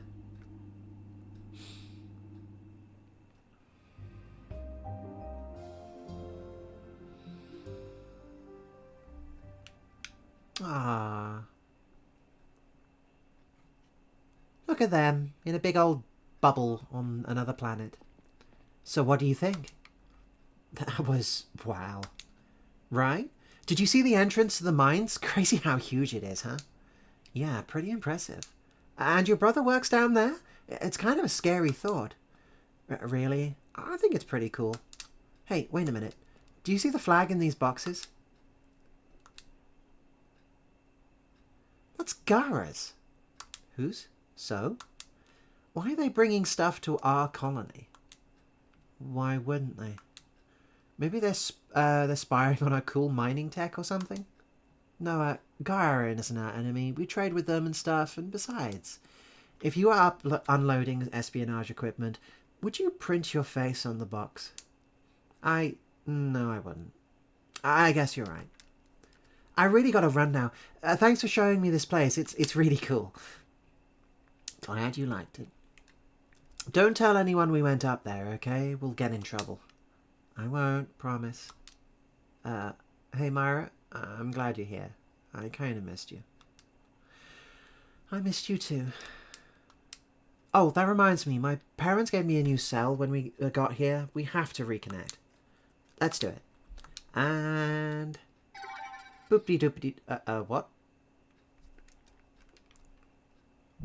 I'm sorry, for some reason I... that looks like the animation for leveling up, not getting cell phone data.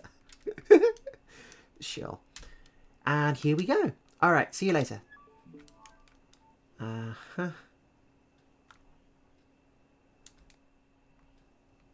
Okay. This is your cell's home tab. Look, common objective. You know, I appreciate a tutorial like this because at least it's okay. It's walking me through the process and it's holding my hand, but I need it because there's a lot of stuff here which I just don't have any idea what it is, and because it's showing me through it rather than just throwing information at me, I do appreciate that a little better. Every conversation you have is logged in this tab. Blah, blah, blah. Okay. I mean, neat. Under the dome. Cool. Okay.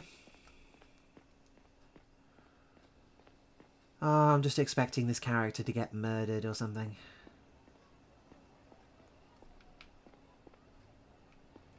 Oh, okay. The game is indicating for us to go this way, so let's go this way. A to interact.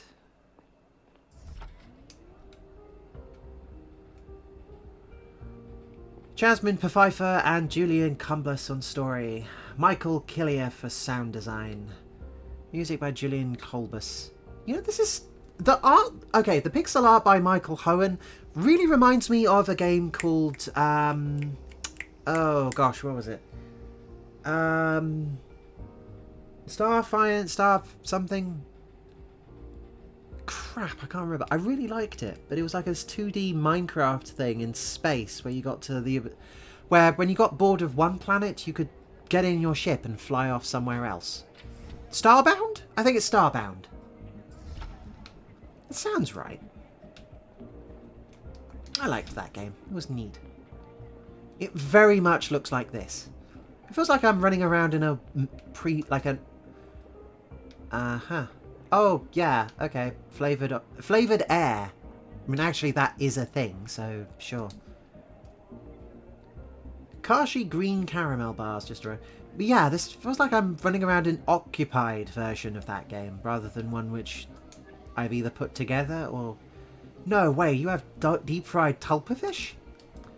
Damn right we do. Only place on Drovia to serve it. You just arrived, huh? Yeah, it's my first day here. I'm so happy you served tulpa. It's my favourite dish back home. So, you want some? Sorry, I'm in a hurry. School's about to start, but I'll be back this afternoon. Okie dokie. I don't know where school is. I'm going to assume it's down these stairs.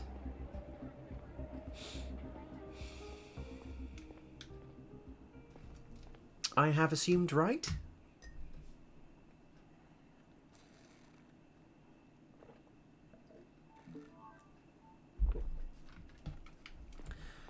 Admittedly, I don't know what a school of the future is supposed to look like, but this really feels like it's... Oh, I see. Ah, okay, no. We rush home so that we can have our computer on Skype. Ha! Cool, they just keep doing this, huh? Alright, now that everyone's here, Myra, we can get started. Please make sure to arrive on time in the future. This morning I walked you through our learning platform and showed you the curriculum for this year. You'll be taught about the same topics as you would back home. Today we're going to go over some basic facts about our solar system. This won't be news to most of you, but I want to make sure we are all on the same page. I already know all this stuff. Can I skip this lesson and come back later? No, I haven't even told you what exactly we're going to talk about. Let me ask my dad. I'm sure he will write me a note. Classes are mandatory for everyone. Even for the son of our chief of security. I'm sure he'll agree with me. You were all given a map of the solar system as part of your school package. I can see that some of you have already put it up on the wall. Very nice. Please take a moment to double check if it's there. You may need it for your next assignment. Oh, wait. What? Please note that you cannot wait, what? Oh, damn it. I'm sorry, could you tell me again what to... Oh. No, right. Press Y to toggle your AR module's investigation mode. Once you active, it will highlight nearby objects you can examine. Okay. Toggle the right using right trigger and the left using... sure. Then investigate with A. Please note you cannot interact with anyone or anything while investigation mode. Alright, so I do that.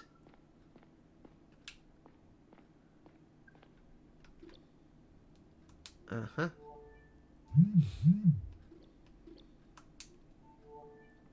Cool. Aha!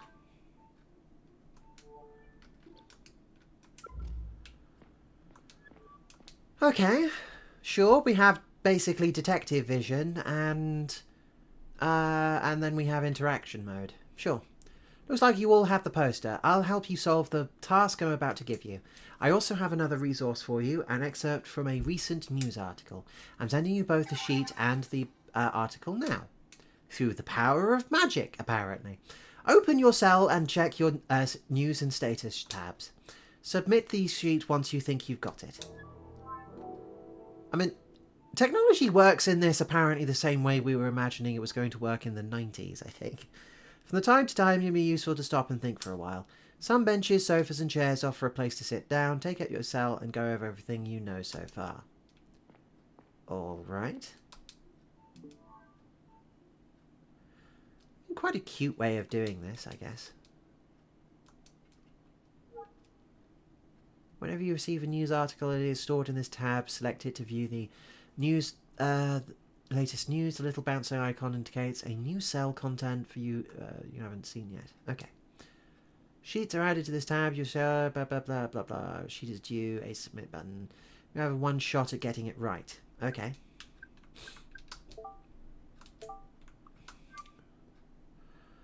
Lithium will pass the torch. Oh gosh. New Joran journal. From almost... Oh, okay, there we go. For almost 4 centuries, lithium-ion technology was the be-all and end-all in battery technology. Up until recently, nobody would have predicted the sudden rise of Tellanium-based energy storage. Just 2 years ago, scientists first succeeded in producing a Tellanium-based prototype that far exceeded its lithium counterpart in terms of storage capacity, weight, power, and longevity. When vast amounts of the supposedly rare Tellanium ore were discovered under the crust of Durovia last year, a new gold rush began, the likes of which we haven't seen since Ghana's first lunar colonies. Two very different factions, Ghana and a group of Saviants, migrants from New Jordan, have already secured their spot on the planet's surface, eager to participate in this next technological revolution. Okay, that makes sense. Cool. I mean, oh, whoops. After all,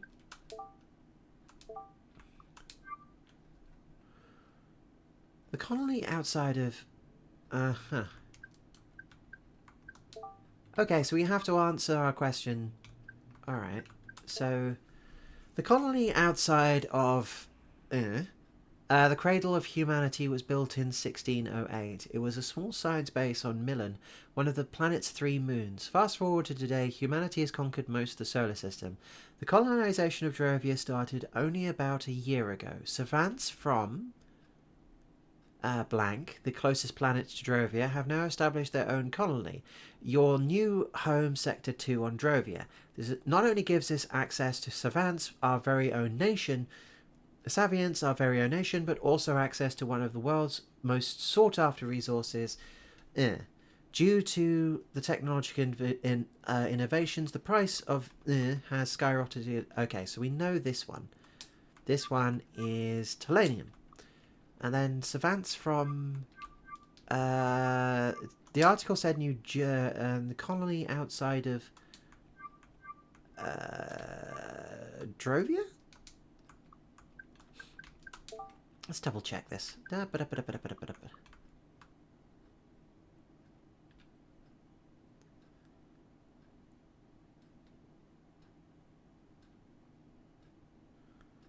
think it's Gara? It might be Gara.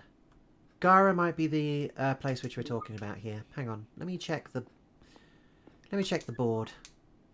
Oh, yeah, no, sorry. Stop. Yeah, thank you. Okay, so I use this. Great.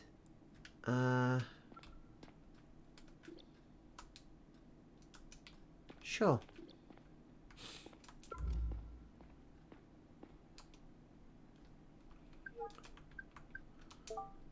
Okay, so I think the correct answer is... Okay, no. New Jordan... Savians are from New Jordan, but they're from Jara, I think. Drovia is where we currently are. So that's the only thing which I can think of that would make sense. Submit the sheet. Alright, Mira, I received your sheet. Let's go over it. The first answer is correct. Humanity originated on Gara and settled the other planets from there. Let's look at the second question. This was an easy one, wasn't it?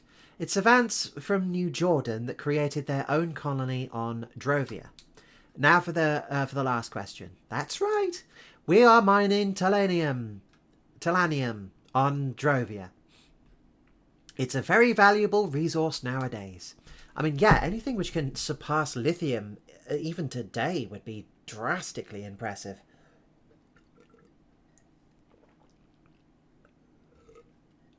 I mean, genuinely, the possibility of being able to store power is in vast swathes of batteries and things would be super awesome if we could, but it's also highly intensive with the technologies we're aware of at present. Good job, Mira. Looks like you have a grasp on this topic. Let's move on to the next... hold on, what was that? Connection closed. Call interrupted due to an emergency. Structural breach detected. Please relocate to the closest safe room as quickly as possible.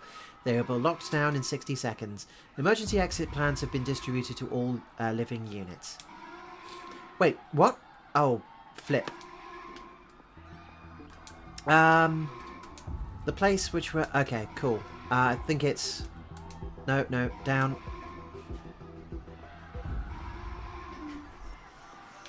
I think it's like 2 floors down or something.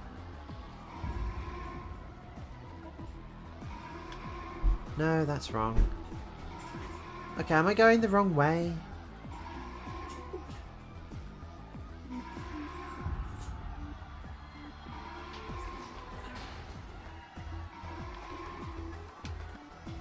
Help! Anyone, please! Hey, girl! Please help me! The door is stuck! Noah! Mira, come on! We've got to hurry! But she... Please, I just grab the door and pull. Okay, maybe we've got time for this. Go! Go! Come on! It's working! Come on! Please don't let go! Okay. Move, move, move, move! Thank you so much. This way.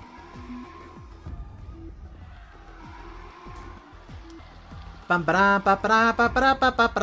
on, come on! Move, move, move, move, move, move, move, move!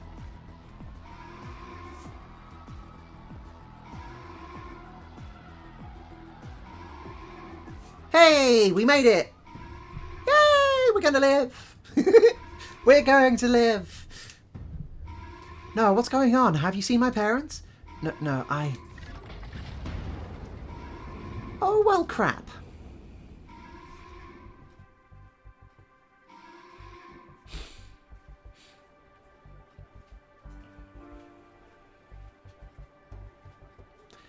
Lacuna.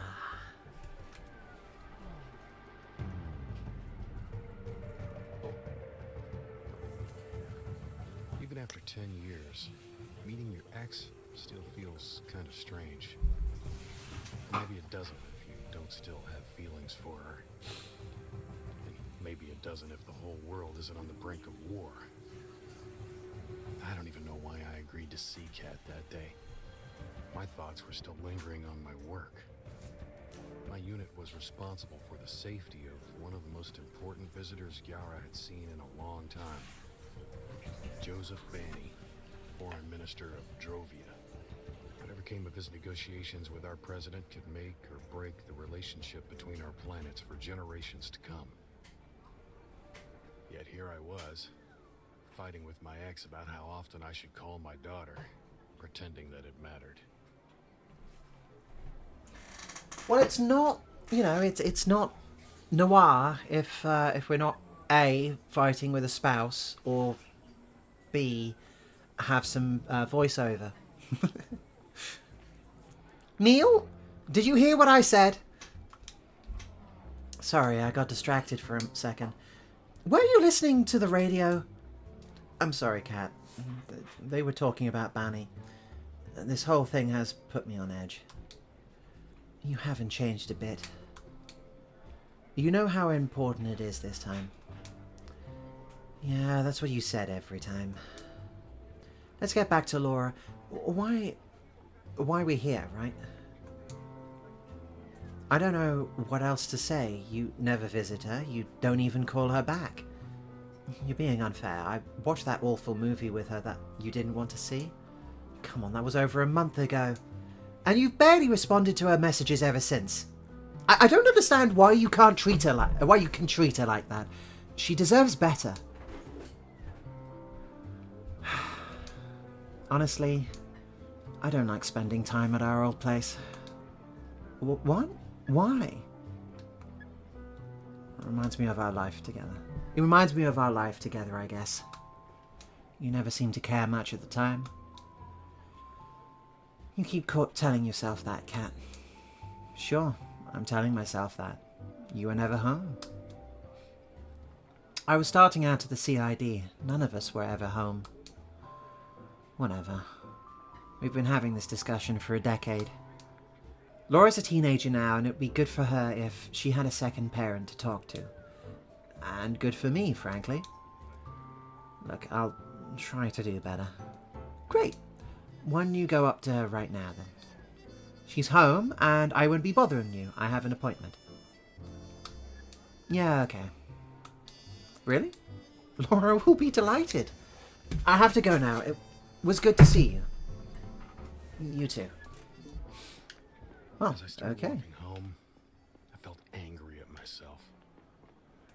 Not for failing to show my daughter how much I cared for her, but for actually not caring as much as she would have deserved.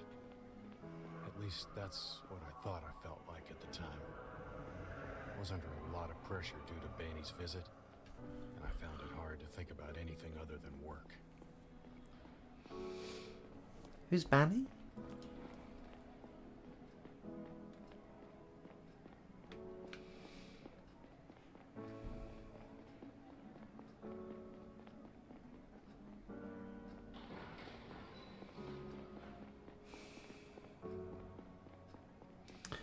The art style is quite lovely, isn't it? It's nice and detailed while also being really sort of, you know, it's quite busy, but it's also quite visually readable. It's a space, it's nice. Hey, Laura. Oh, Dad, hi. Are you working on your novel? Yeah, no. Please stop looking at the screen, it's still very rough. What are you doing here? I thought I'd stop by to say hello. I haven't had much time for that lately. Did Mum send you?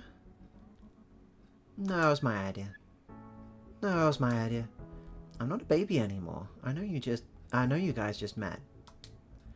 Sure, but it's not like your mother can tell me what to do. So, how's that novel coming along? Will I ever get to read it? I'm working on a different text right now. I haven't had much time for the novel lately. It's for a contest. Long story, I need to finish it soon. No, so I'm in kind of a hurry. I see. I didn't mean to interrupt you. I'll leave you to it then. Let me know if you want to go watch another movie. You did like the last one after all, didn't you? I hated it. Sure you did. See you soon, Dad. Okay.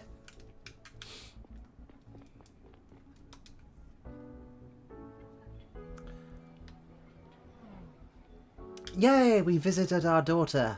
Hooray! We can download the news.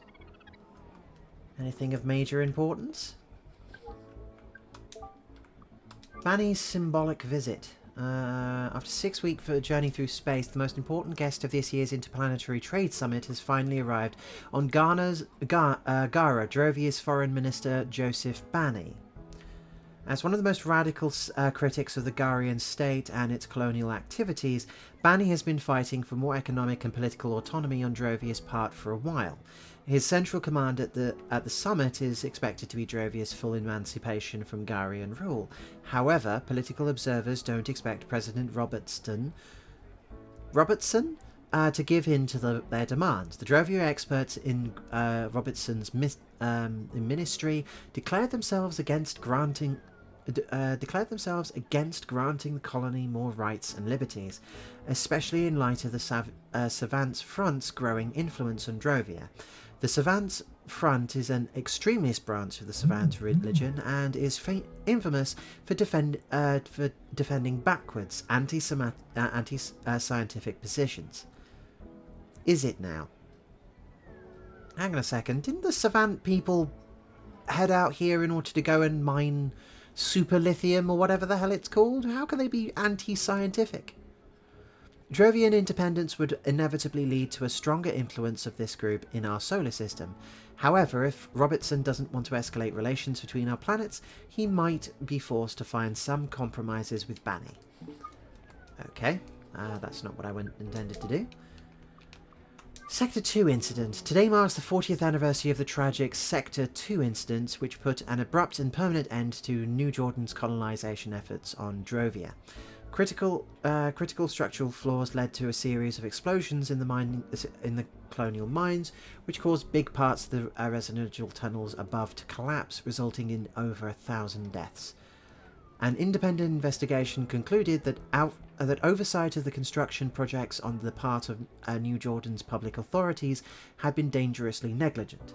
Following public outcry and pressure from the interplanetary community, New Jordan was forced to shut down its colonization project on Drovia for good.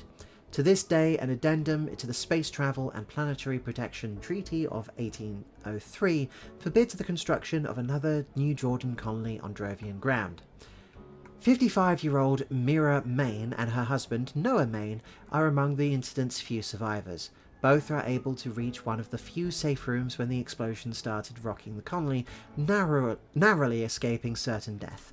Mira Main's parents weren't as lucky, however. She spent the rest of her youth as an orphan in her grandmother's care.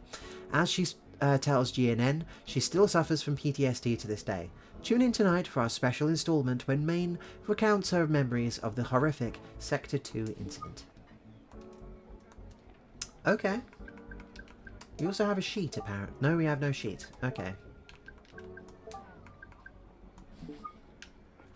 Sure. I have no idea where I'm supposed to be going, but... Oh, yep. I can buy cigarettes if I want to. Okay, I have no idea if that's worth doing. I can go to my apartment. Well, that's time up. Reflection in the glass, down at the layers of city below my feet. I wondered why I'd opened up to Kat about feeling weird at our old place. I didn't want her to think I still missed her. Maybe I did, because something still hurt when I saw her. Although it might just have been the memory of not getting something we wanted, of having failed. As good as we may be at making sense of things, there are some we can't work into the narrative. Welcome home, visitor. Mr. Conrad is currently not at home. Well, that's probably because I'm standing in the hallway. Would you like to leave a message? No, it's Neil Conrad. Perform another scan. Scanning is currently not possible. Please contact the system administrator for more information. Great, the scanner's probably busted again. I should check my cell. Maybe I got notified about it. Okay. Email, apartment code. Dear Mr. Conrad, hope you read this message in time. Your building's ID scanning system broke earlier today and it's currently under maintenance. As your apartment will not be able to identify you, you have to enter your backup key code, which is updated every month for security reasons. Your current code is 9264. I will keep you updated on the ID system status. I apologise for the inconvenience and I hope the matter will be resolved shortly. Yours, Andrew Stevens. Ah, we got messages as well.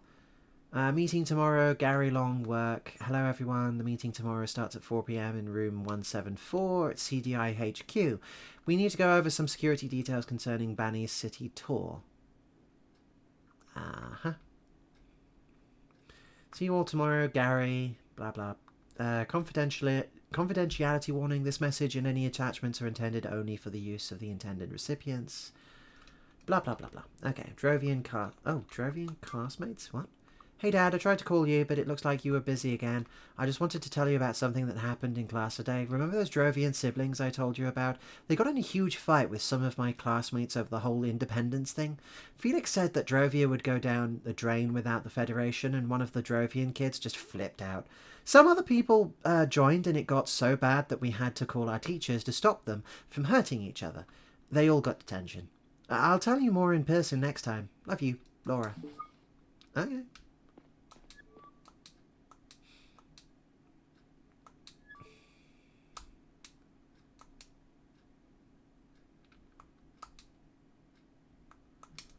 Okay, so there is a dedicated button for keypads. Interesting. Is that right? Oh, hey, it's right. Oh, no, it isn't. Yeah.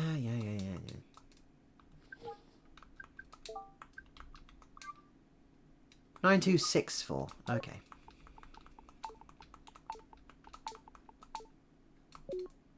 Huh? Oh.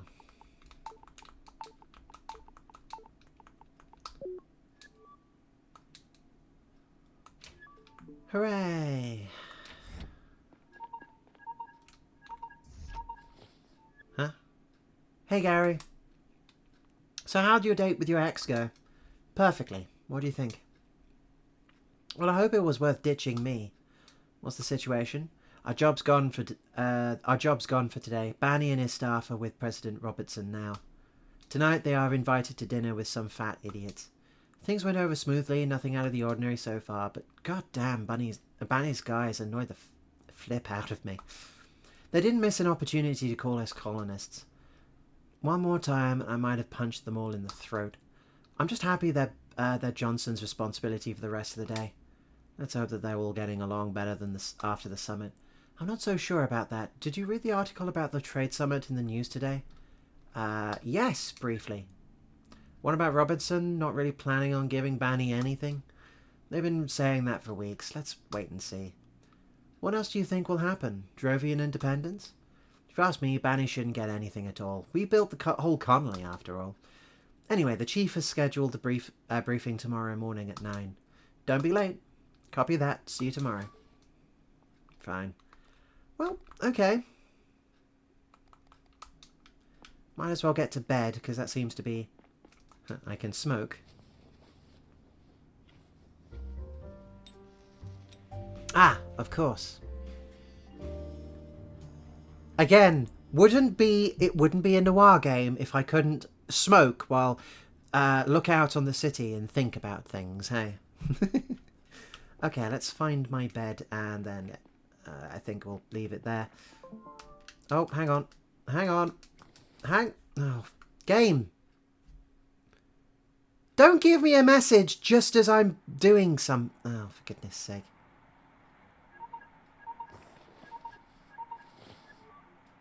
Hello? Conrad, it's me.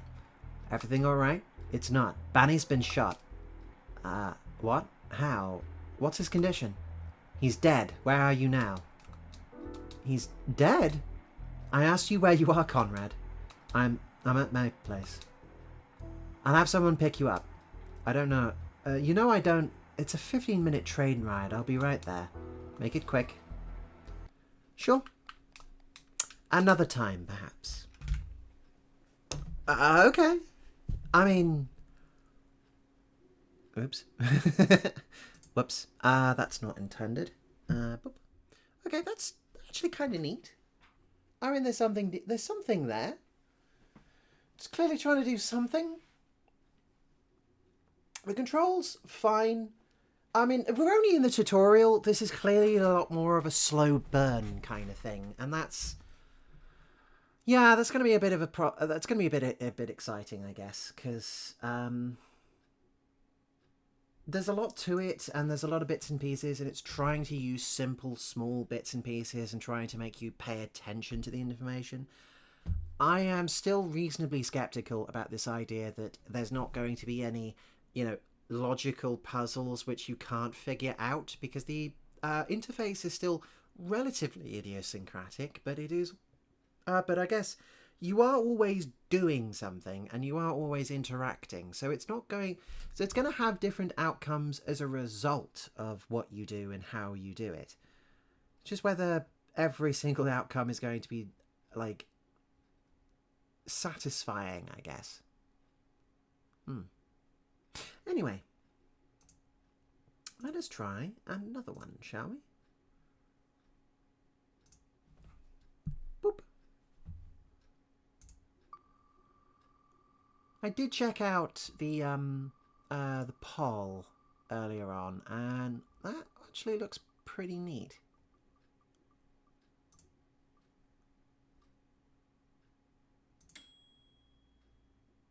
Huh? Oh, I think I know what that is. It didn't pop up for some reason. Maybe I clicked it off, but yeah. Oh, sir. Oh, I think I know this one. Right, I know that it's a Switch. I've got it on Switch, so let's have a look, shall we?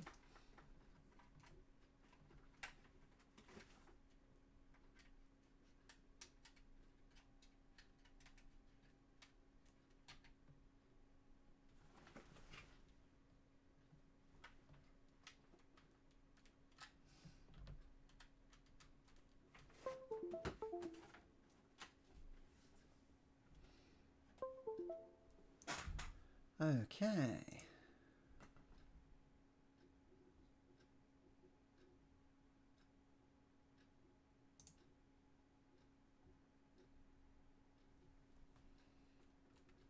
It's been a while since I've used the video capture card, so let's see if it's all hunky-dory and happy.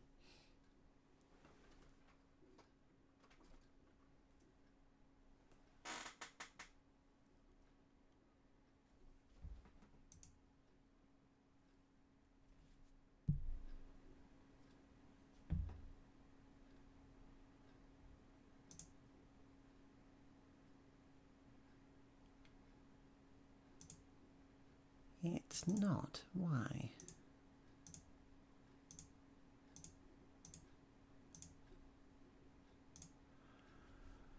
Oh, for goodness sake. No, that's the wrong controller. Ah, there's the one I want.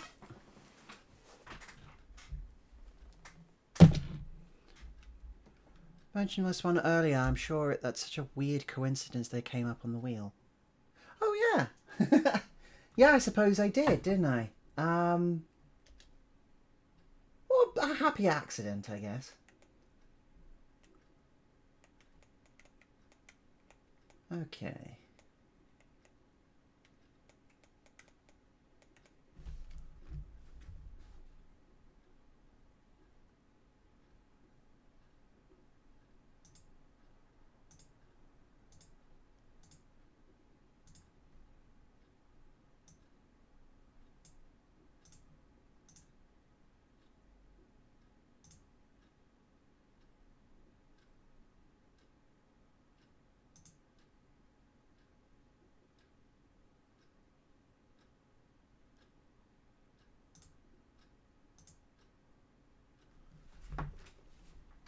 Right, I think I've got it here somewhere.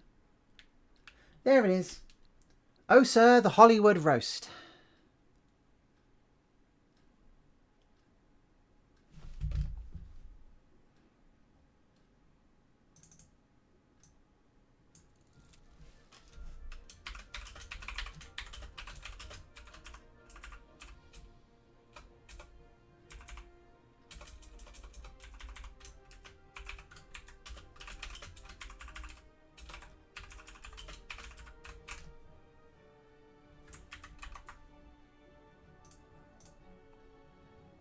Okay, so far getting a very different feel.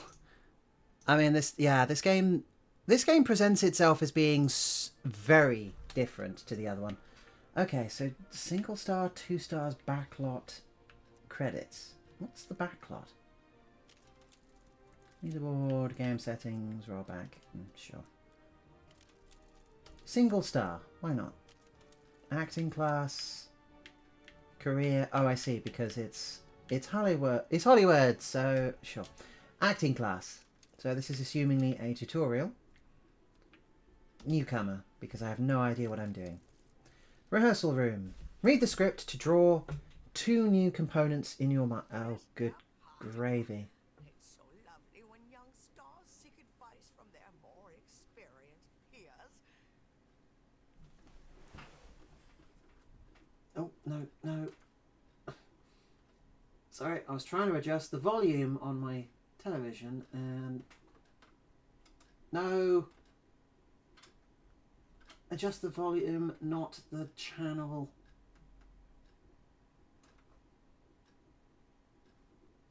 There we go. Okay, what am I supposed to do? I was about to offer you some red and blue pills, but I'm afraid I took all of them. Anyway, let us just begin. Alright, sure. We have a Matrix joke. We're up against a geriatric Marilyn Monroe, and we have, I think Daniel Radcliffe now, rather than when these were made. Do you really want to know what roasting is? You have to try it for yourself. The first step is to pick the right subject, darling. Okay. So right here we've got your last movie. Your sidekick dies at the end. Had terrible scenes with nude Tom Hardy, Michael Jackson's pet monkey, drank your milkshake, and isn't even on IMDb.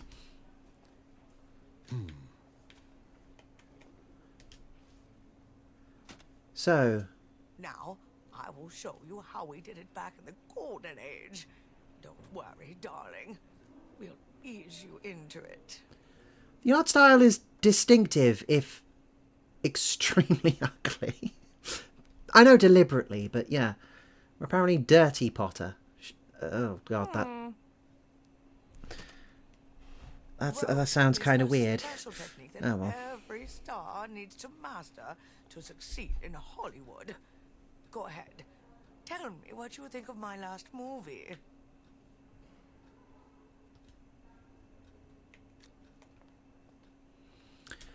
Your last movie isn't even on IMDb. Everyone's a critic. In return, I'll tell you a thing or two about your sidekick.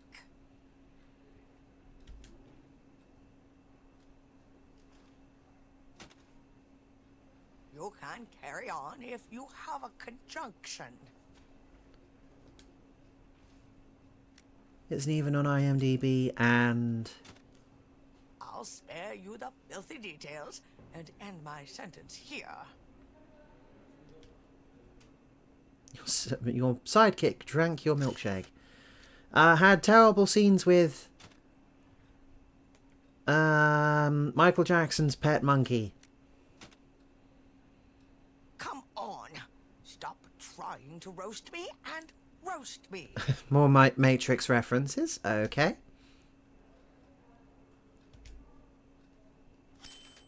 Your last movie isn't even on IMDb and had terrible scenes with Michael Jackson's pet monkey.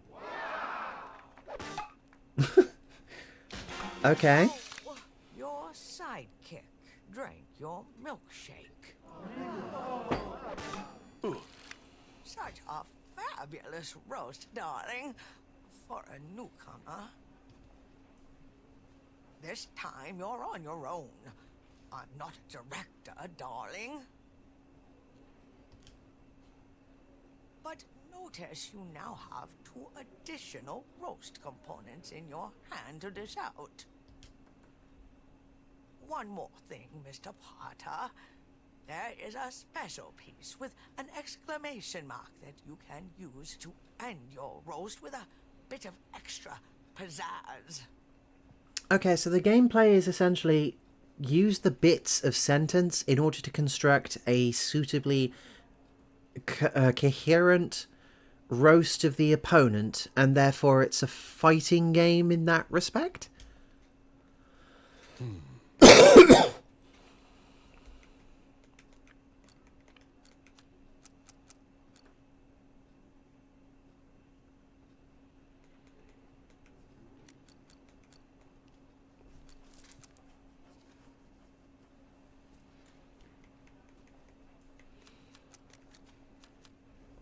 I know, your Beverly Hills mansion. Okay, we go... Right, we go backwards and forwards picking out bits and pieces. Ah, okay. Also appears to have backup stuff down there, but I'm not certain. There's a perfect metaphor for...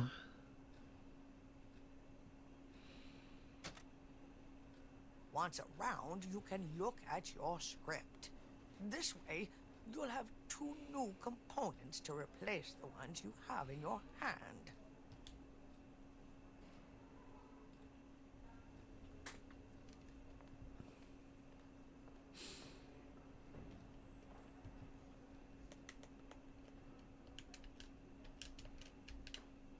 Ah, okay.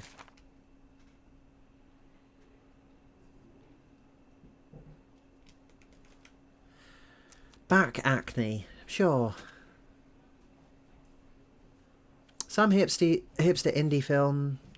Your Beverly Hills mansion is a perfect metaphor for back acne.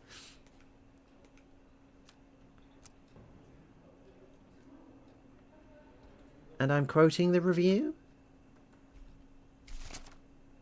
Some hipster indie film is reminiscent of... Hipster indie film is reminiscent of Mark Wahlberg's rubber trouser hog. What? Your Beverly Hills mansion is a perfect metaphor for back acne, and I'm quoting the review. Okay, we did more damage with that one. How dare you say such things to a lady? Clearly, you have no respect for your elders. That's it for rehearsal, darling. Alright, okay. In I can do this? Hollywood, you have to let it all go, darling. Fear, doubt, and self-respect. Free your mind. Okay.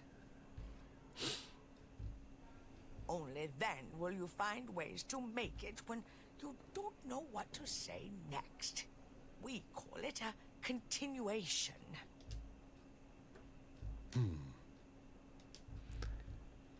I do appreciate that the game has voice acting. For something as simple and like clearly indie like this, that's actually kind of nice. Okay, your favorite director transforms into your therapist ruined your career. Okay. And then we have an ellipsis for dramatic effect, I guess. Your therapist ruined your career.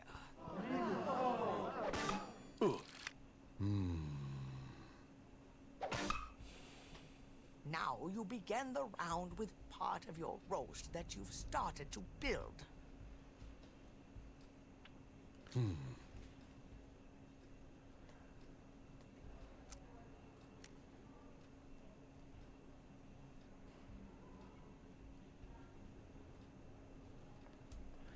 The uglier Olsen twin? The joke being that they're identical.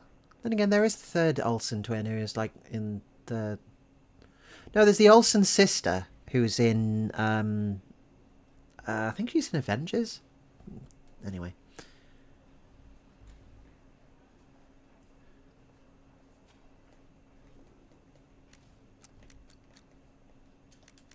And...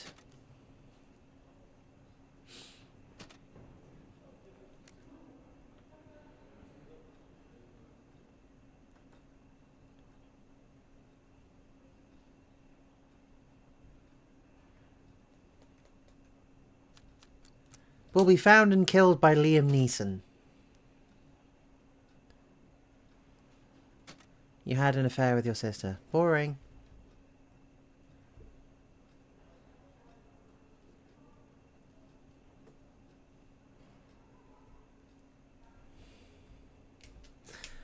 I'm just going to use that. That seems useful. You had an affair with your sister. Your favorite director transforms into the uglier Olsen twin and will be found and killed by Liam Neeson. Ouch! Everyone has a sensitive ego, especially Hollywood stars. Discover your opponent's weak spot and wound their pride more deeply. I won't tell you mine, darling, but surely it's not my age nor my look. We all know I'm a timeless icon. Uh-huh. Yeah, obviously. Your last plastic surgery. Okay, for Harry Potter, or Dirty Potter, or whatever the hell, sure.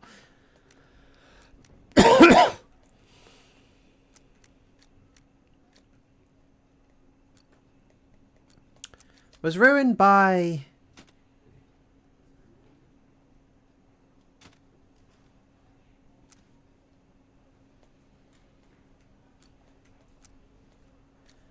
a man bun? I have no idea. I think the point of this is supposed to create, like, complete nonsense, I guess. This does feel like it could do with some background music, though. It's a little bit quiet. I know we're, like, in the tutorial, but... And...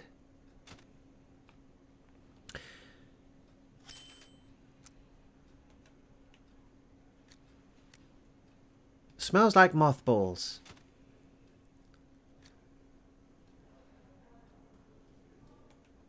And I mean that in the nicest way. Your last plastic surgery was ruined by a man bun and smells like mothballs. And I mean that in the nicest way. 30 points of damage. Oh, your dad got beauty secrets from your red carpet dress. Potter has got problems with masculinity. Okay. Secret weapon. In Hollywood, we call it a combo. Let's pick a low-hanging fruit. Something that's an insult in itself. A man bun. I have also noticed, dear viewer, that there is also the choice of Steve Buscemi's milky thighs.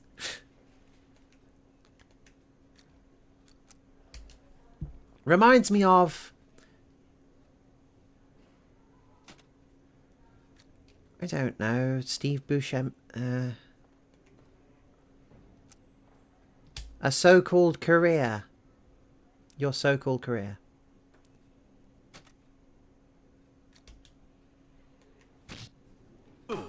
Oh, okay. So if you screw up the grammar of your sentence, it'll penalise you. Okay, that makes sense. And isn't even on IMDb. Sure. A man bun reminds me of your so-called career and isn't even on IMDb. Ouch! Your mom stars in your next movie. Pretty The weak. disgusting modern fashion. You can never roast that enough.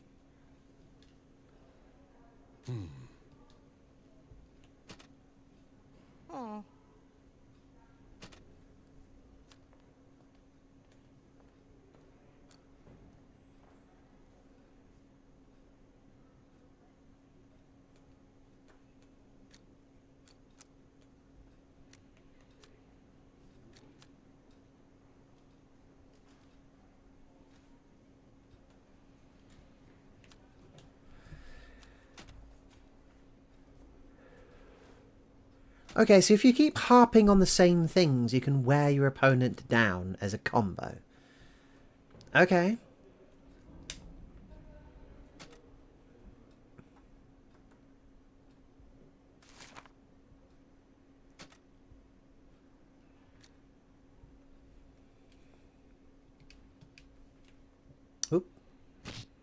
crap, I wasn't paying attention.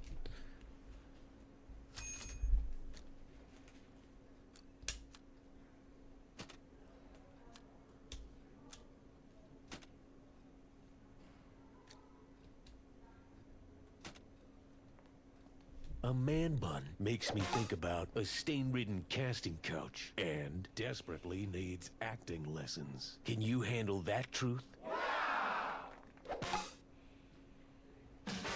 Oh, your dog is less powerful than Kevin Smith's enormous jaws. Do you feel that your pride hurts? It's because you never used it before. But this pain lets you come back stronger. The more you are roasted, the more the comeback meter charges. And the more it charges, the more powerful it is. I have to admit, I'm probably not saying very much or doing very much. It's because I'm just partly sort of thinking this through, but also kind of uncertain what the hell this is. Like, I get it. It's like a riff on a fighting game, but instead you're trying to construct sentences in order to hurt each other. Makes sense to me. It's very silly.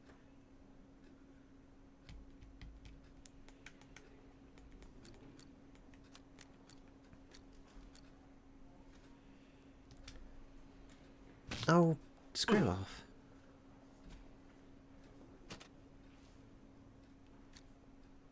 Fine, your last movie.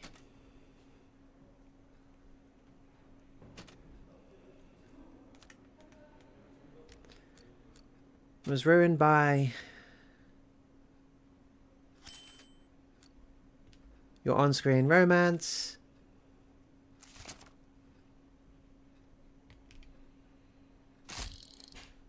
But you begin to bore the hell out of me.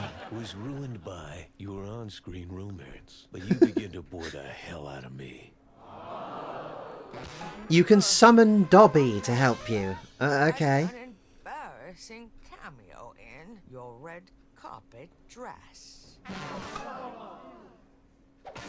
You truly are a shining star, darling. But I can only show you the door. You're the one that has to walk through it. Again, a Matrix reference. Okay. Well, now we've done that, I guess... Oh, well... Actually, did I set the timer? I don't remember if I set the timer. I probably didn't set the timer. Screw it. I'm going to set it to 15 minutes and we'll see how that goes.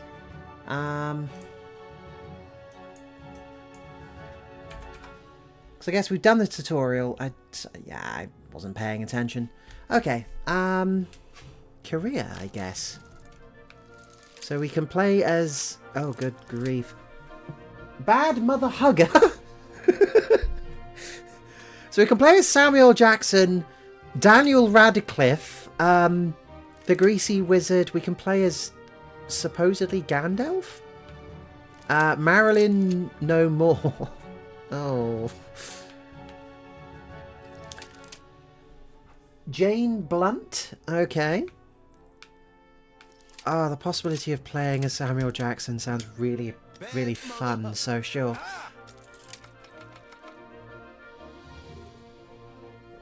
Coming this summer, 5, the spin-off Wisecrack. Okay, hurt your opponent's power to at least 15 with one insult, use a comeback. Coming soon this summer, 5, the spin-off. Okay.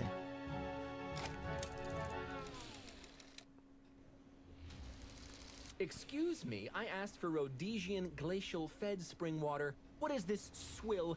I'm not your assistant. I'm your co-star. Ah, my apologies. You must be ugly bystander number 3. And you must be a very insecure and mean person. Do you know who I am? You can't speak to me like that. There's more where that came from, buddy. Okay, time to fight not Deadpool. Well, now that we've set up the fact that we don't like each other, now to insult each other. Your last movie...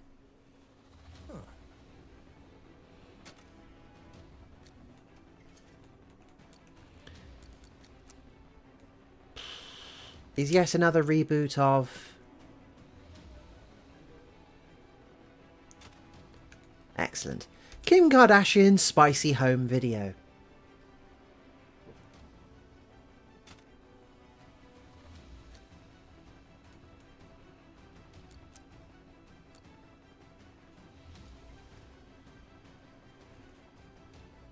But...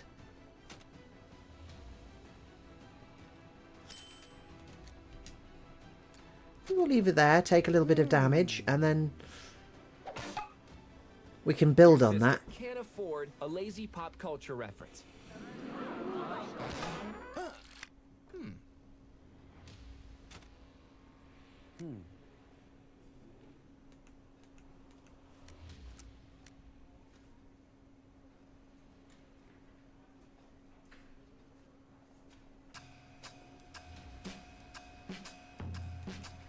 Oh, okay, I've only got a few seconds to pick what I'm doing. Okay. I was trying to think of what to do. But... your dad... I guess we scatter shot wide and see how we do here.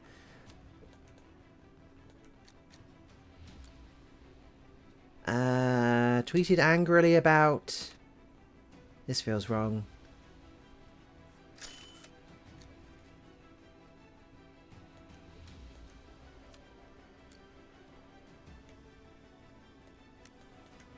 Can't hold liquor? No, that's bad. Looks like a witch. Oh, for goodness sake. But, no. Oh, no, I'm stuck.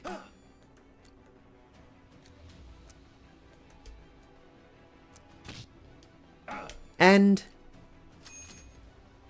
Damn it. Okay, I screwed it up. The reboot of Kim Kardashian's spicy home video, but your dad tweeted angrily about Nope, we filled it out.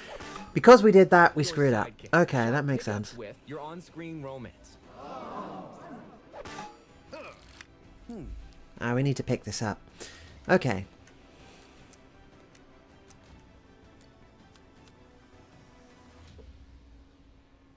Your mum! Always a good start for something like this. Is still confused by Inception.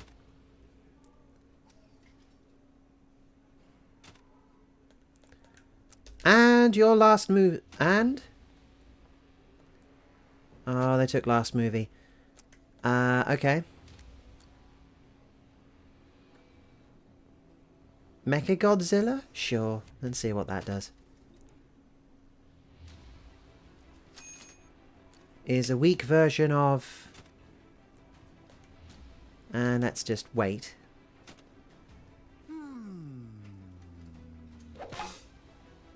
A bombastic car chase. Got beauty secrets from your last movie. Well, that's pretty weak.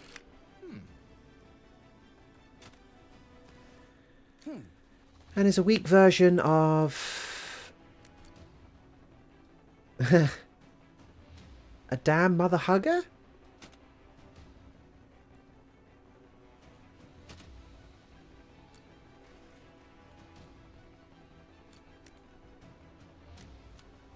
Let's just go with that.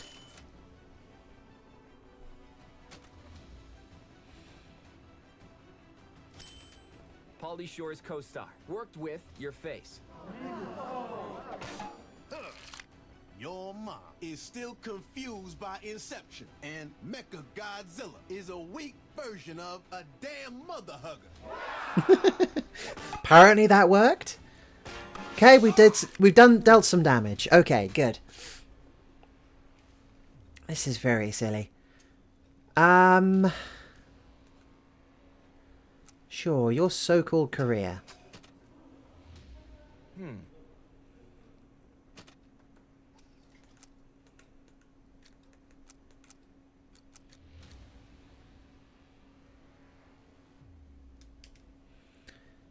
Is as stylish as... okay, let's go for that simile.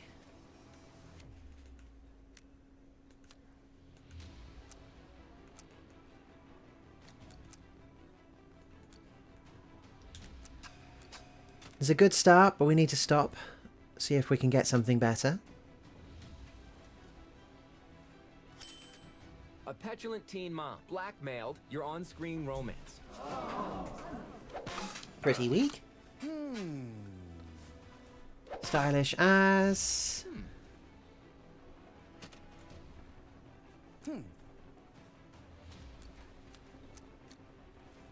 Your dog.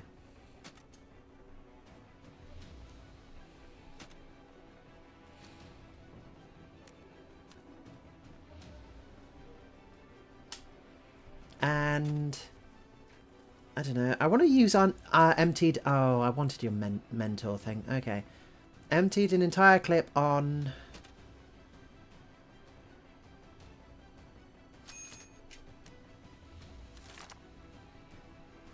A damned fool sounds about right.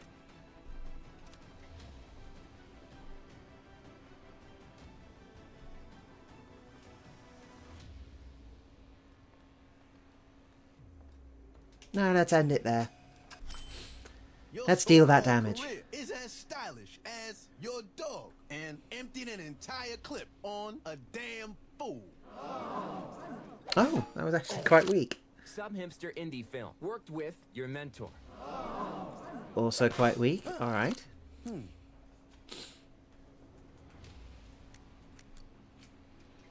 Your mum. Always good to try that again.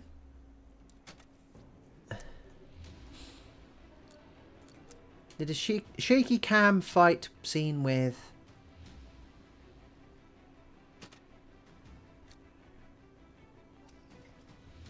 the bad cop?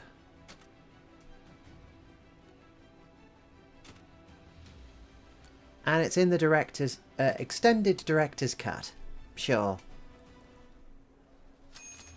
You star in your last movie. Your mom did a shaky cam fight scene with the bad cop, and it's in the extended director's cut. Bit more of a hit.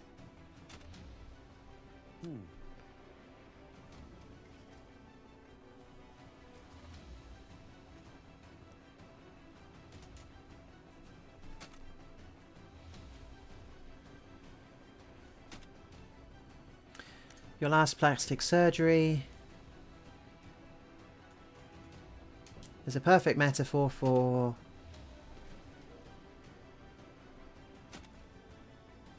a mother hugging Hydra. Oh, what? Oh, I see. The grammar's not quite right. Okay, yeah, fine.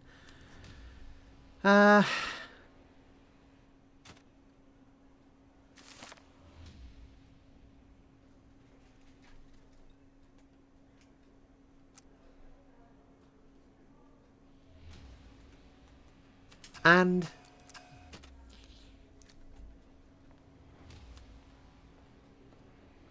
didn't have time for gun kata training. Sure, why not? I think he was in that, wasn't he? Samuel Jackson was in and didn't have time for gun kata training. crap, what's it called? Actually did okay. Your last movie. Should do a movie with your ex. That doesn't make quite... that doesn't make sense. Anyway, yeah, he's in Unbreakable? No, he is in Unbreakable, but I think he's... oh, yeah, right. Your last plastic surgery, because why not? We've been taught to keep harping on the same things, so...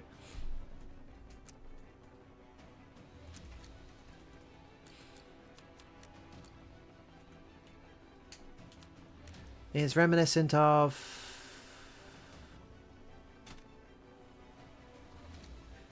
my black butt. Okay.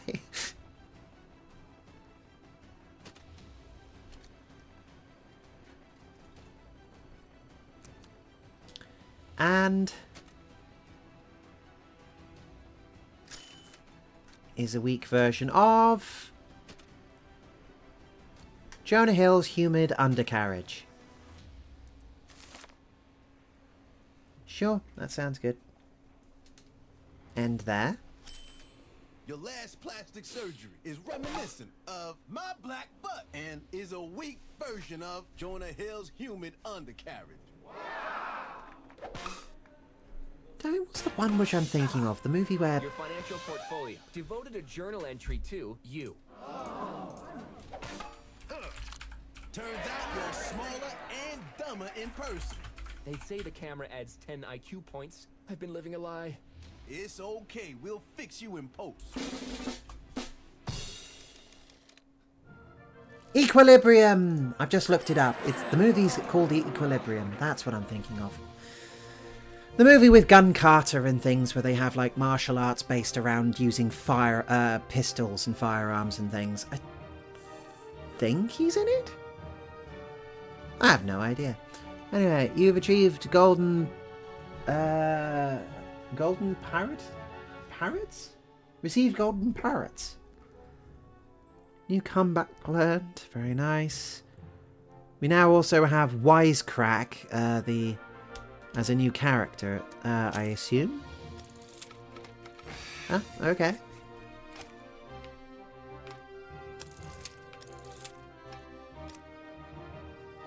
Roast your enemies. Groan. Okay. Well, the movie references are keeping going. Length matters, but it's not the quality of the phrase that's the most... Length matters, but it's the quality of the phrase that matters. I am no barbarian. Oh, I know you aren't calling me a barbarian. That and much worse. Oh, they've rolled Conan the Barbarian into the Terminator. Okay. Your character...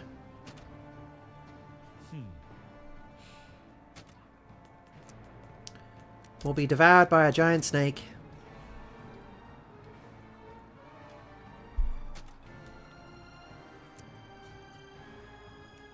And...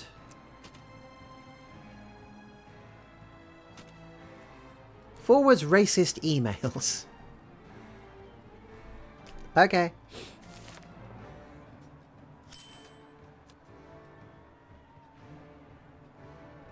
Sure. Let's hold on to those. Your character will be devoured by a giant snake and forwards racist emails.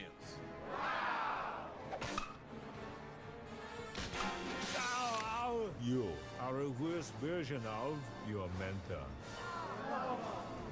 Pretty weak.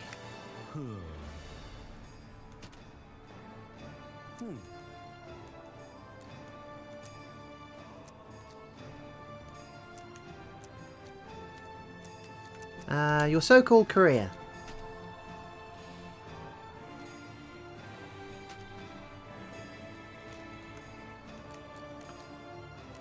Received a thumb down from...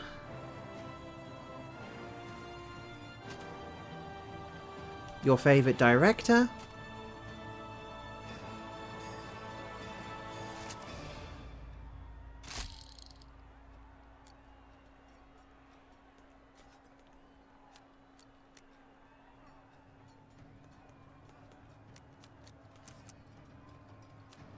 But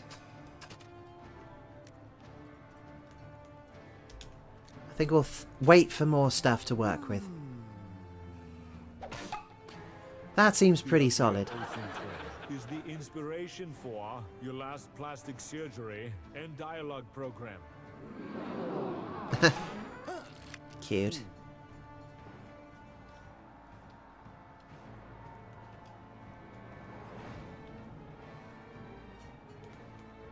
Your mentor.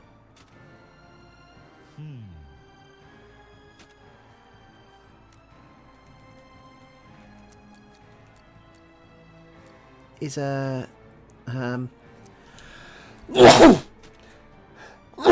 excuse me.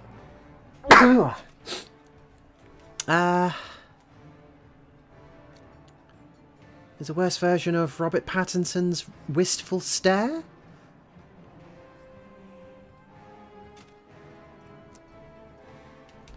Sure, I don't think I can keep that going.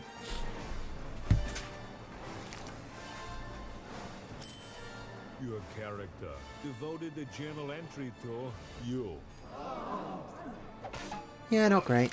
your so-called career. Receive the thumb down from your favorite director. But your mentor is a worse version of Robert Pattinson's wistful stare.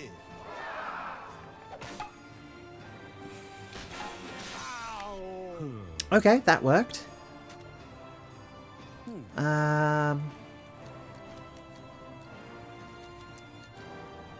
Your dad. Dunno, maybe that'll help.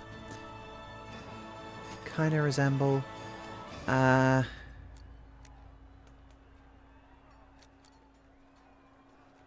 decapitated by a weak opponent.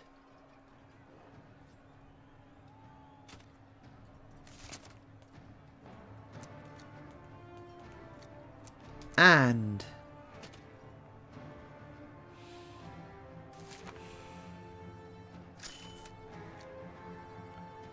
your on-screen romance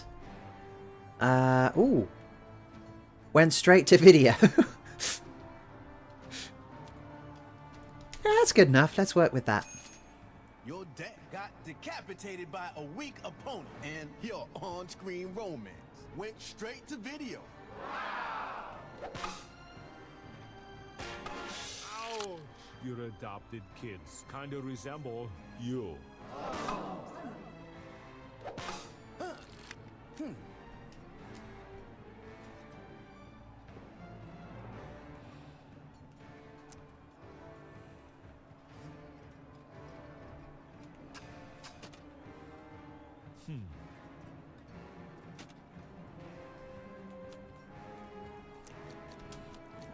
Your next movie kind of resembles...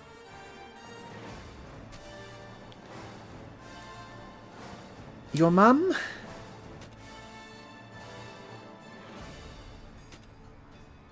And...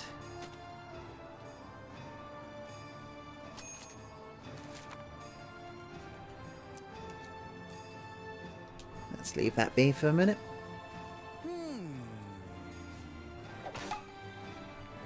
Disgraced reality TV star. We're crushed to death by... I kind of like the idea, like, okay, you are sort of thinking about it. You are having to work this out. Because there's different... It's a little bit, like, clearly it is a joke. But there's... the mechanics, there's a bit more to it. Your mum...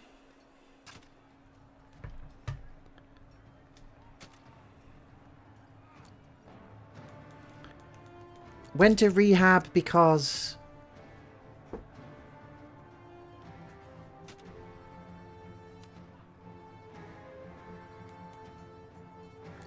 of... Kim Kardashian's spicy home video.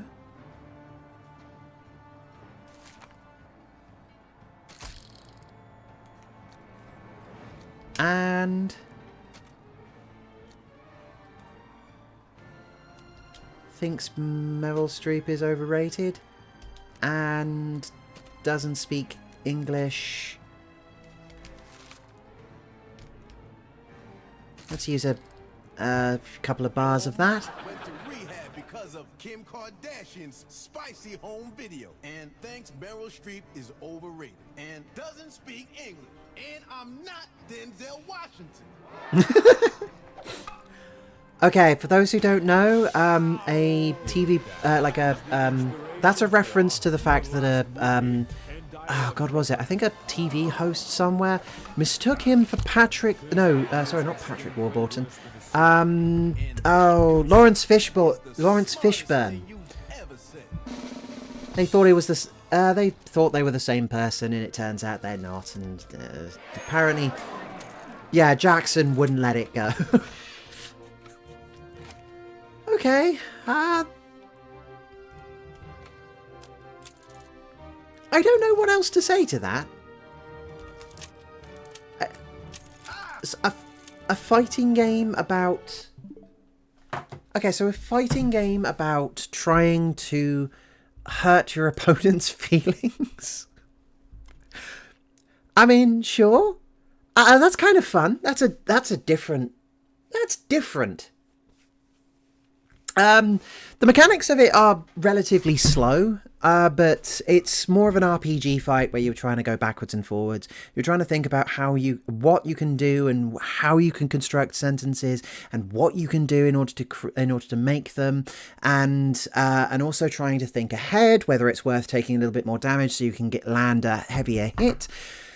I also find that the idea that you might be able to mess around with, if you're lucky, you can learn certain things about your opponent so that you can deal extra damage as a result. And the fact that you can also, apparently they really also encourage you to, give you bonuses for harping on the same thing over and over again is a unique aspect to this.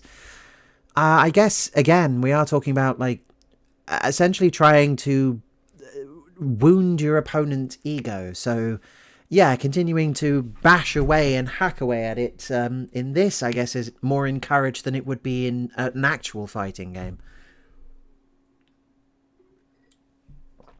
Now that I've played it, am I ever actually likely to pick this up and try it again? No? Maybe? I don't think so. It's an interesting concept. It's an interesting idea.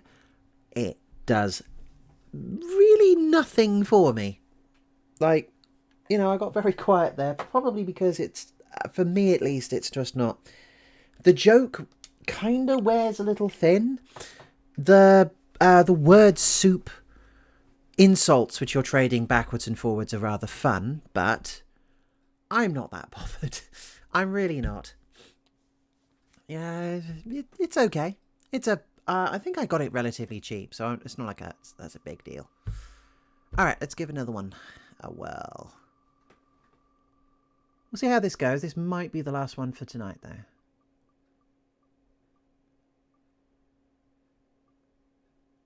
Oh, yeah. I should have removed that from the list. I'm sorry. Where is it? It's very funny that we managed to get it twice in one go. Okay.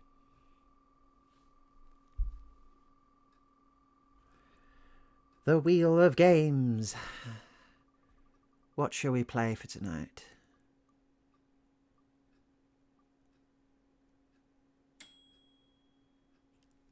I see. Well, this is a very special one because this was like the indie game for quite a while, wasn't it? Yeah. Okay. The Witness. Now, I have played a little bit of this before because, of course, I have. It's The Witness. It is this is effectively the. I guess that's in a way. No, it's influenced by something like Myst, which is a very famous sort of game like this, where you're trying to figure out puzzles and walking around on a lonely island without any idea what you're doing. But instead, it's essentially trying to solve the same puzzle over and over and over again, but trying to do so in new ways. You're connecting lines across this mysterious island. So, yeah. You wake up alone on a strange island full of puzzles that will challenge and surprise you. Okay. Still not very cheap on Steam, actually. £29. I think I got it in a Humble Bundle. Oh, hello. High recommended, medium. Okay. Alright, we'll pop onto that. Yeah, sure. That sounds fine. Anyone else got, the first, Katy Perry's song in their head right now? Can I get a witness? Just me? That's probably wise. Okay.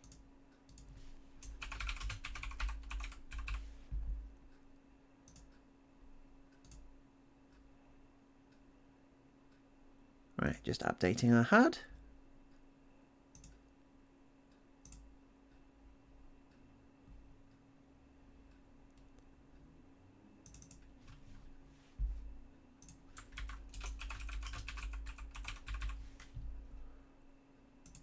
Good.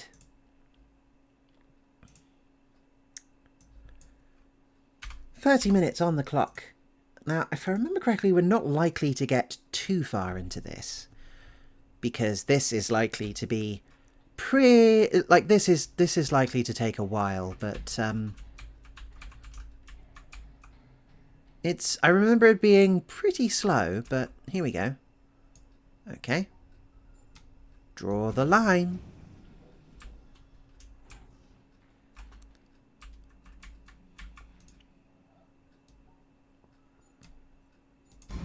Okay.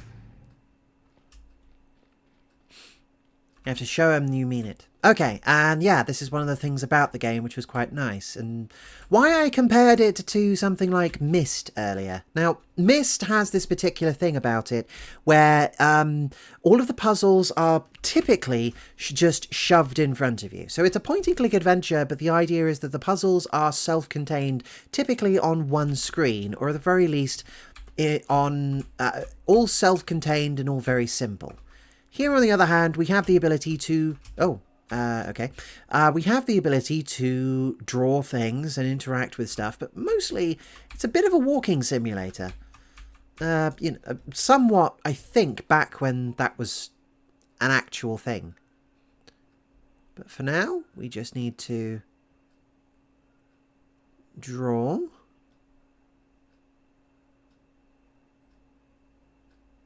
Is that correct?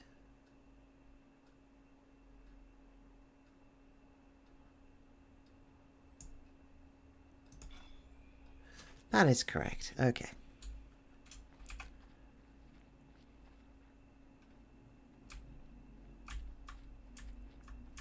The puzzles aren't going to be everywhere. We have to figure them out and we have to find them.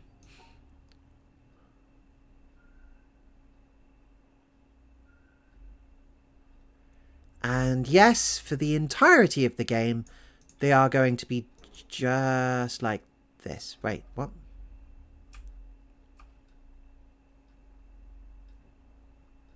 Ah, that doesn't feel like it's all that useful. Never mind. Hello?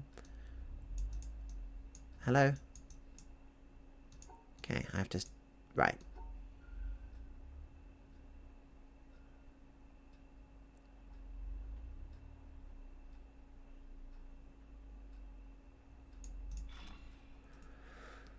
Puzzle. Oh, that doesn't look like it's going to be all that useful either. What the hell? Oh, no, wait, no, that leads all the way over there. Okay. Oh, I see. We only need 3.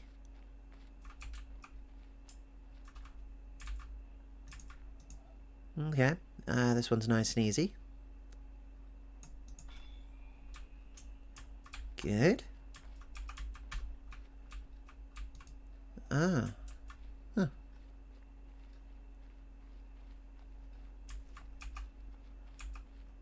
I wonder. Right. Right, there we go. So now that's doing that. Now if I'm a betting woman. No. Alright. Never mind then. Okay.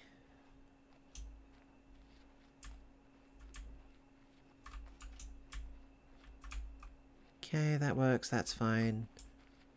Just got 1 or 2 left. Alright, and then, so... Ah. Uh-huh. We have an gate. We cannot do anything seemingly to fix it. Assumingly I can't just walk back this direction. Yeah, it just stops me. Okay, never mind.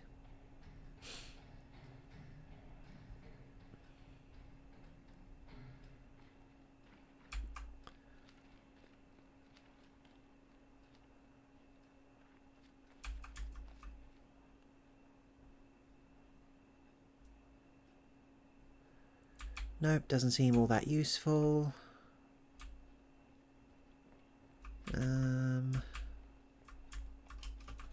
Well, I have no jump button, it just keeps bringing up this thing. Does it do anything useful? No? Okay. For those who don't know, that's used to interact with the environment. The game is all about drawing lines between things. So... Okay, for the time being, I guess the only way this is going to work is if we complete the puzzle normally. Whoop.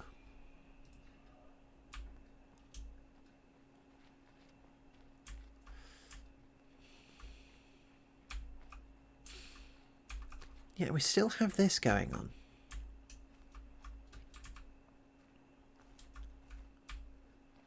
Oh, okay. I have missed one. Okay.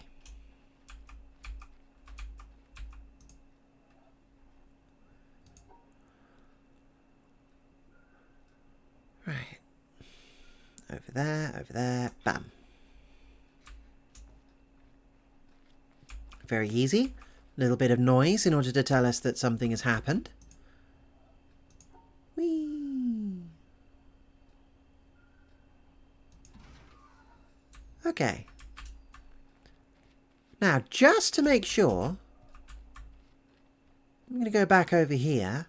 The puzzle, which is a second option to complete it, I'm just going to redo it now that we shouldn't need it to complete the puzzle.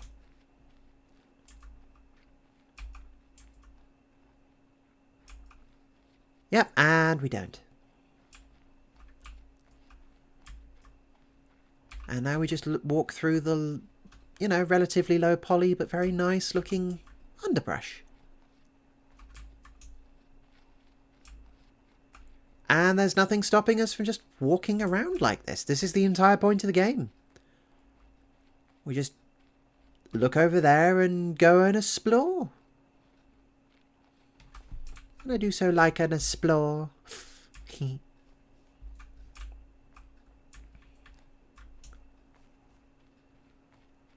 Just wander around. This I actually quite like. I like the art style in this. It's quite tasteful. It's simple, but it is quite. But it's quite nice. Ah, hello.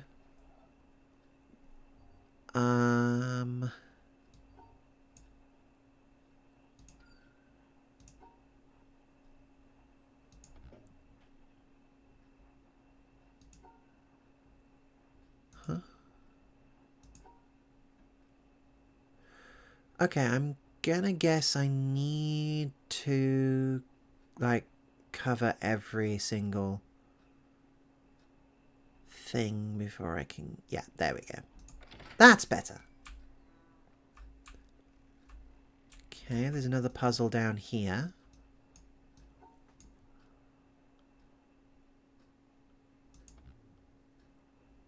It has... I have no idea what that's just done, but okay. Another one here. Yeah, I know.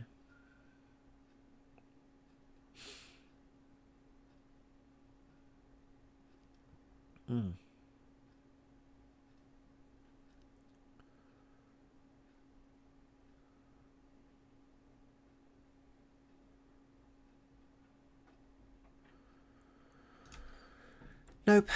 Okay.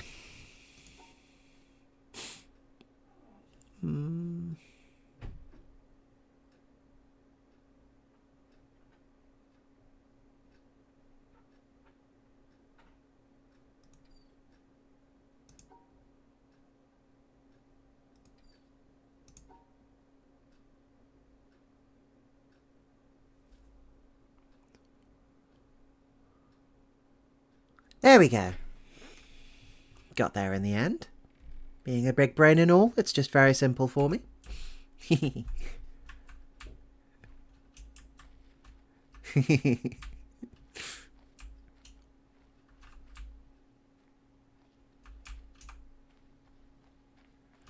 And That's unlocked a little hidden passage, but that seems to be it. Okay, I do not know what that means.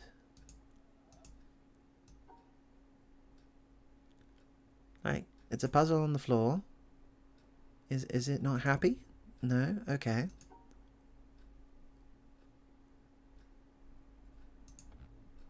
Still not happy. Why?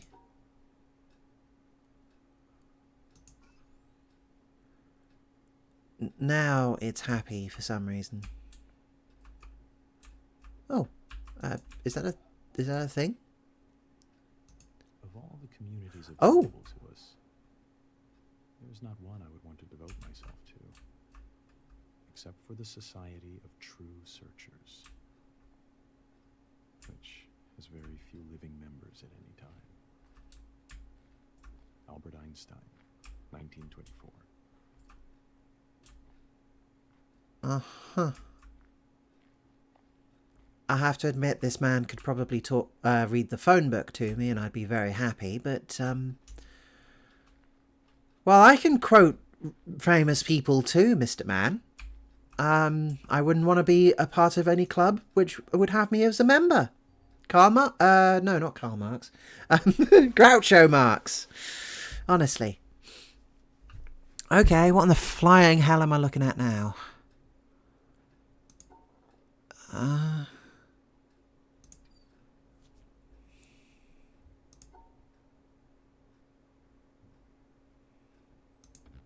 No, that doesn't make any sense.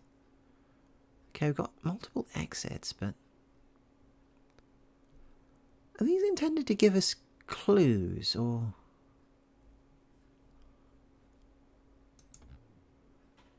No, that's not right, but why?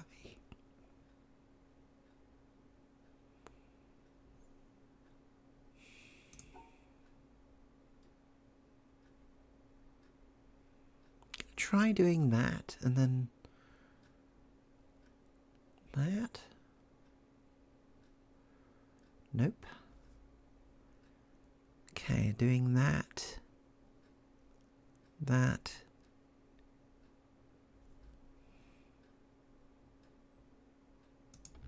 Nope. Okay.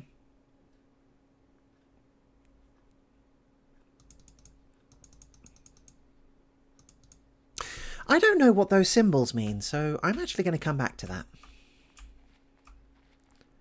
It's not like I've got a shortage of puzzles, so yeah, I'm just going to leave that be for now. Oh, okay, here we go. This is the tutorial for it. So, right. So I'm assuming you have to go through... Wait, hang on a second. If I do... that, what happens? Oh, it's not happy. Okay. So I have to do it like that. There. Okay. Uh-huh. So what? It's indicating the path you have to take, but the one you can't?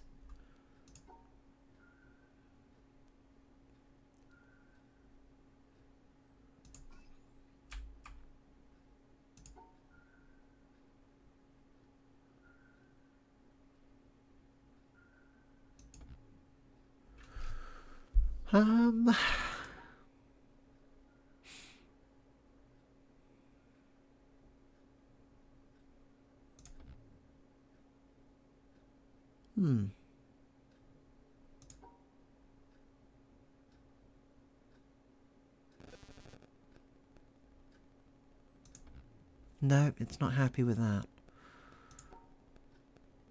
So then I'd have to go like that. Is that it?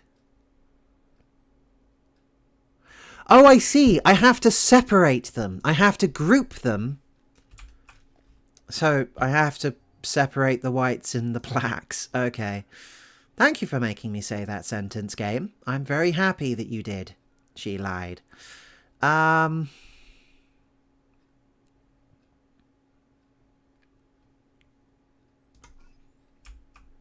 Okay, and then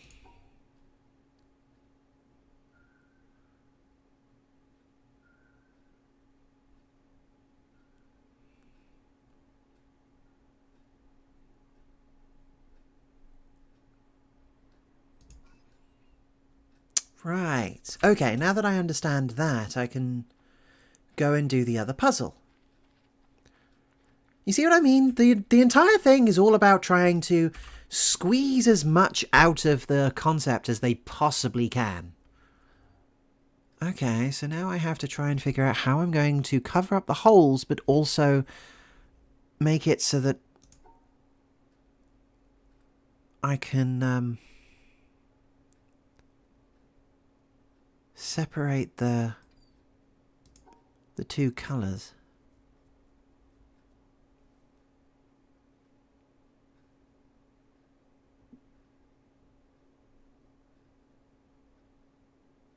No, hang on.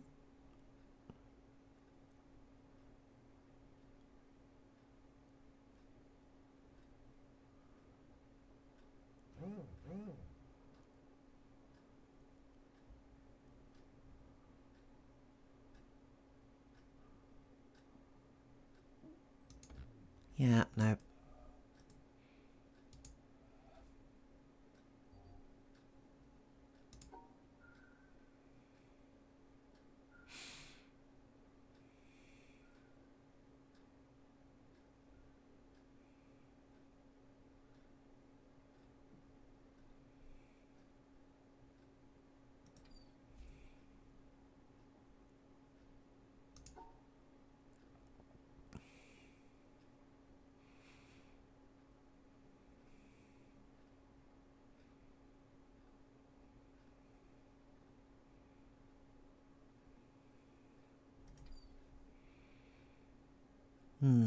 Okay, maybe it does have to be this way. So I can go like that. And then...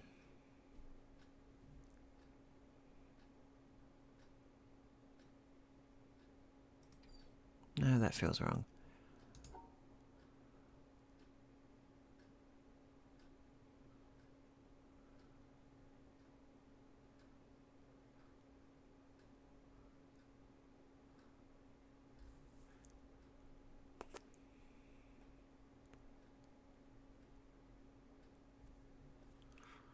And yet I still have to finish. Oh, this one's weird.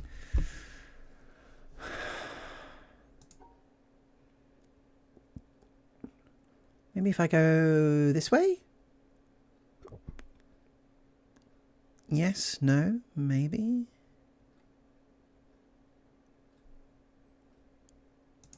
Nope, it's not happy with that. Okay.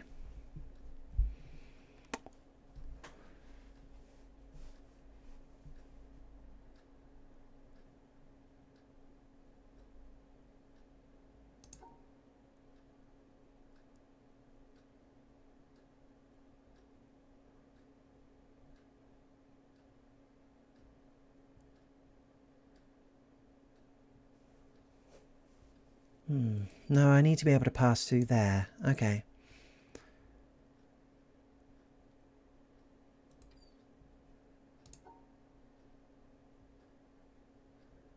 Unless...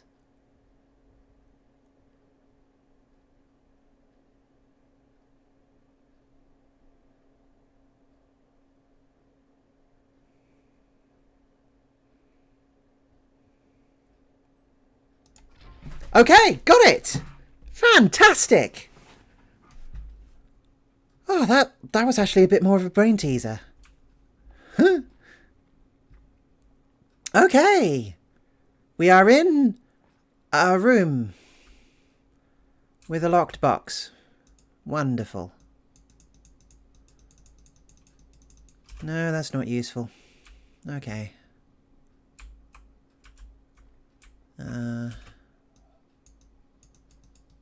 Yeah, nothing interactable up there either. Oh. Ah. Uh-huh. No, not particularly useful either. Alright. Unless, no. Okay. Wheels within wheels, secrets within secrets. Good to know. Okay, this is another one of the tutorial puzzle things. Ah, so this is one that's showing us about the black dots. Okay. The hexagonal holes, I guess.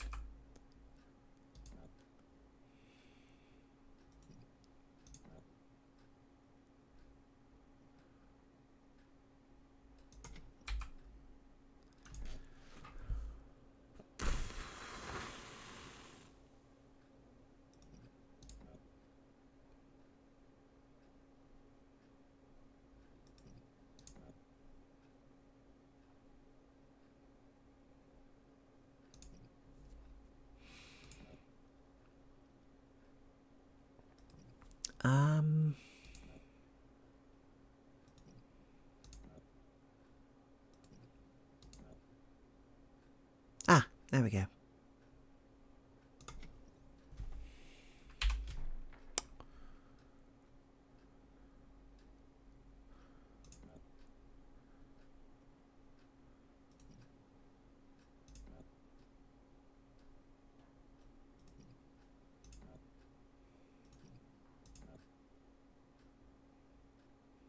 Nope.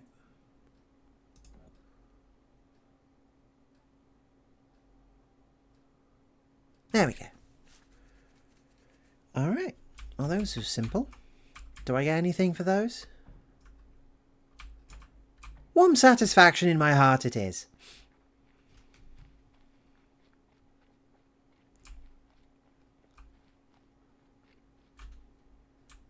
Fine. No, of course. It is a wilking simulator. Oh, my character not only has a shirt, but also cut hair.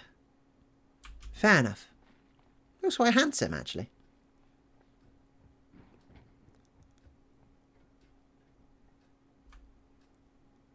Okay, we got puzzles in there. Oh, we got a thing up here. I'm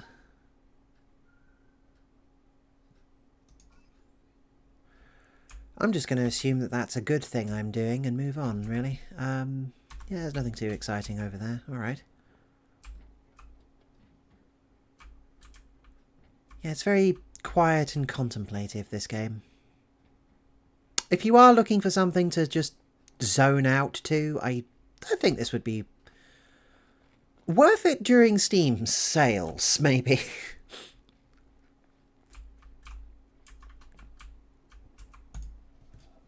Okay. Ah, now we're controlling two lines at the same time. Right. Again, small idea, building on it again and again and again and again. I'm sure these are vitally important at some point.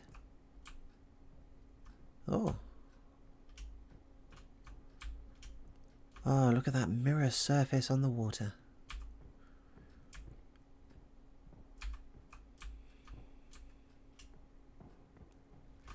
Alright.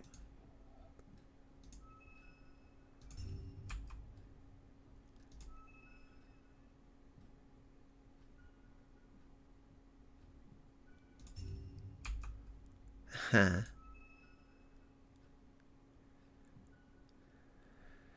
Okay, are these starting to look a little familiar?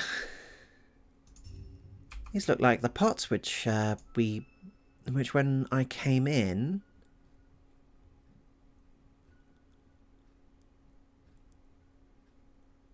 had different shapes.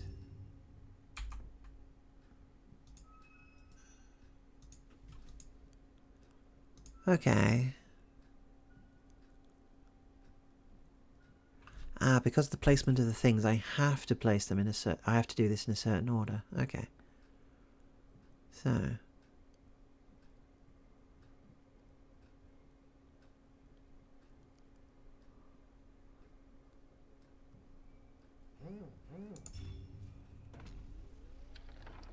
Ooh. And that has done what exactly?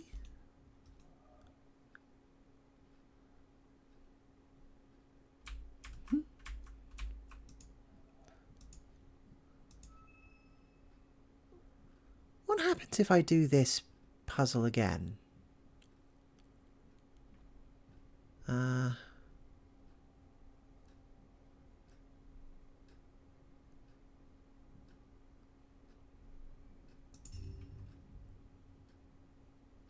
sure. No idea, still completed. Okay. Oh. More doodly lines. Good.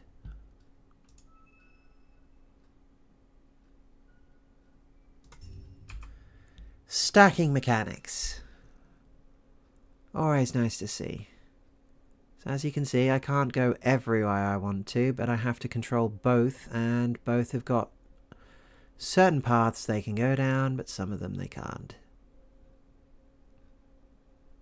Okay.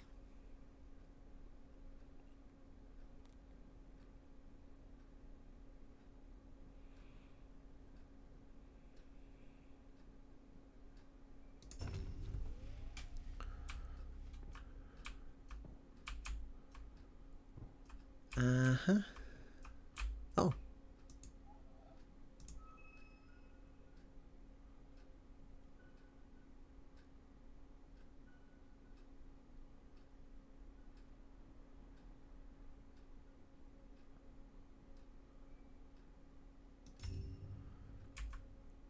Huh. Now you can see that they're starting to play with the surfaces we'll be doing the puzzles on. As this one is getting warped and... oh boy.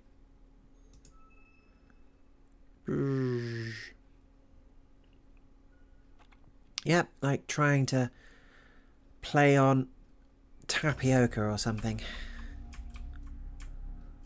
Nice. Okay. Now what in the flying hell did that do? Okay, that lit up that. Can we interact with these?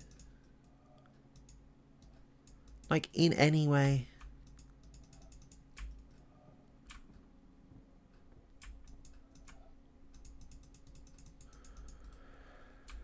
Not a clue.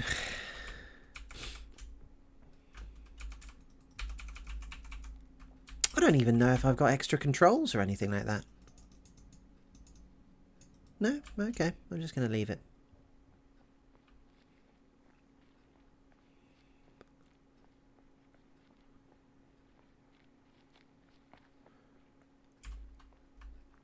Ah, I do love the use of colour in this game. It is gorgeous. Ominous black monolith? That also hums. Good. Good.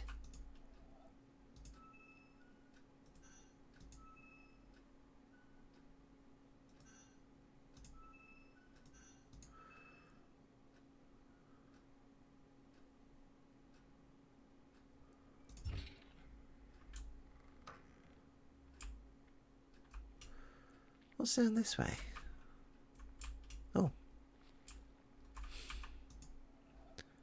More puzzles to play with.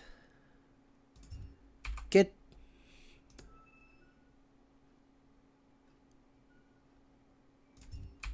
Okay. We've learned about the black dots. Now we need to learn how to cover them up. Oh, okay. Ah, I see. Oh. Oh no. Oh no, it's all going wrong. Oh. Okay, have to go that way.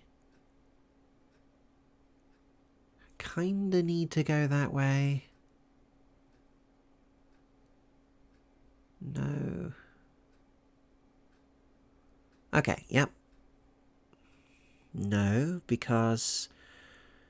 okay. Maybe that way then. Like, oh, for goodness sake. Okay, that, oh.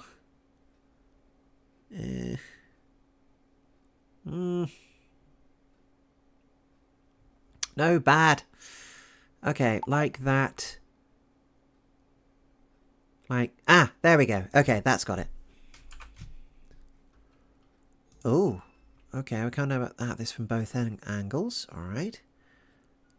Can't cover up our exit. Oh. Okay. first obvious place is that way. And then, like so. And then...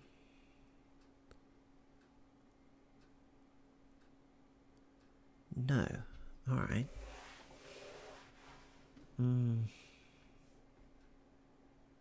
There we go. Right.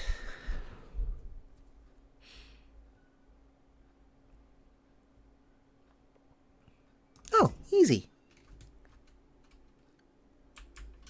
Alright, now we've powered something.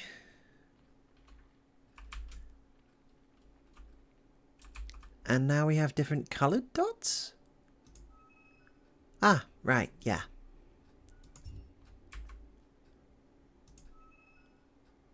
Oh.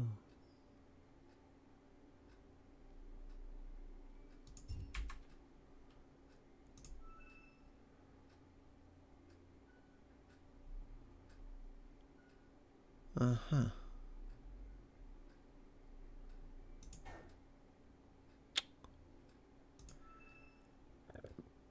I don't quite understand why that's wrong, but okay. Nope, that's also not happy. Why? Oh dear. Oh no. No. Okay, I can't go anywhere without crossing over something. Ah. Wait, does it change based... yeah, it does. Oh, I see. So it can actually mandate which direction, which of the two sides I'm supposed to be connecting to. That's interesting.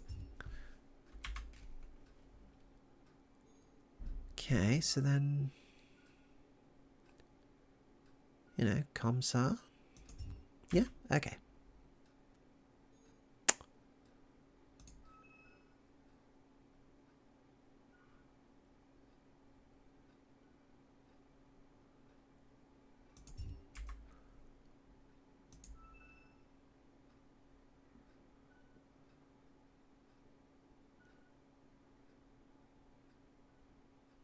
No.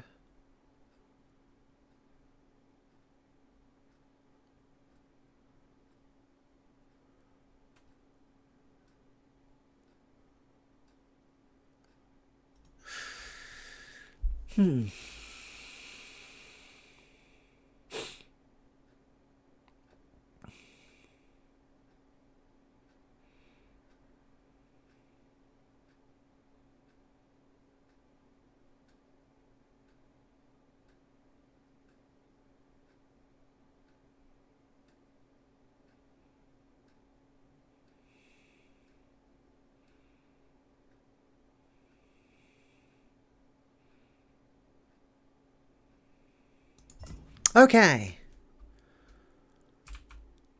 Well, that was a... yeah, that was a thing and a half. And we have the means of going down there if I absolutely want to. Interesting. Yeah. Well, I remember this game being, honestly, just as good as I remember, really. I mean, I don't know. It's The Witness. It's... honestly, hours and hours and hours of this. But they just keep building on top of it. The mystery, the intrigue, the ideas, the situation, the other stuff about the island. Yeah, it's a very chill experience as you just relax and just do little line puzzles over and over and over again. But the line puzzles start getting weirder and weirder, even interacting with the environment itself as you play with perspective, and you start almost feeling like you're playing with magical forces. It's a heck of a thing. Oh. Huh?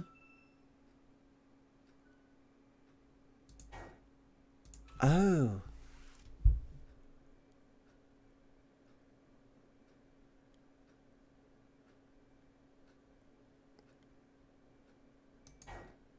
No.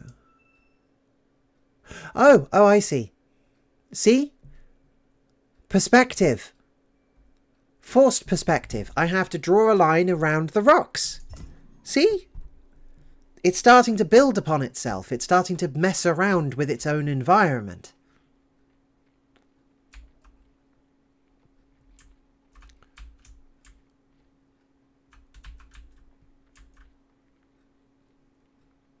Starting to integrate the fact that it is a very pretty game into itself. And it's trying to throw you a curveball.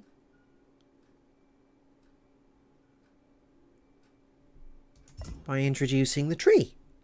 See? That's very clever. But with that, ladies and gentlemen, I think I will yeah, probably head off. However, not without having a look at where the poll is currently situated. So, hang on a second. Yeah. So, yes, this is the user poll. So this is the game which we will be doing for a long-term play, just by yourself, chosen by you guys, and it's a fascinating sort of thing to mess around with because it's not something I'm very used to doing. Well, I'm not expecting it to have been so soon that we would actually start doing this. So, yeah, it's quite cool. Now, of course, right at the top, we've got Pandemonium 2, which has been voted for. Probably the PS1 version using special software. Yeah, getting hold of Pandemonium 2 on PlayStation is probably a lot easier than trying to use the PC version. The PC version works, but it probably doesn't run particularly brilliantly like the last one did, so it's probably best not to go for that one. Next up is Chaos and Deponia, or Deponia Part 2. No one at present seems interested in that, so I can honestly I'm probably a little bit invested in Rufus's story, but if you guys aren't, then you guys aren't, and maybe but yeah, Earthlock, this keeps popping up whenever I do this, and it's a JRPG, which is but looks like it's a cute version of that the Iaconi Island thing, which we played a while ago. That seems to be this seems to be the base game. So Iaconi Island seems to be a spin-off of that. And Earthlock seems to be this sort of JRPG inspired thing made by other people, Western developers specifically, I think. Next up, we've got The Final Prophet at 16% of the vote. Final Prophet is Shoppy RPG. Interestingly, is it's actually an RPG Maker game by the looks of it, and looks to be quite an advanced one. I've seen quite a number of those sort of things. Pretty competent, pretty comfortable looking, or at least if it isn't a RPG Maker game, I would be very surprised. Anyway, next up, we've got KO the Kangaroo Round 2. I keep putting this on there because KO the Kangaroo might deserve some more love, but I've heard about it but never played any of his games. The first one is kind of interesting because it's the only platformer I've ever known where you get to place your own checkpoints as you move. Quite a unique sort of idea, so, you know, might be neat.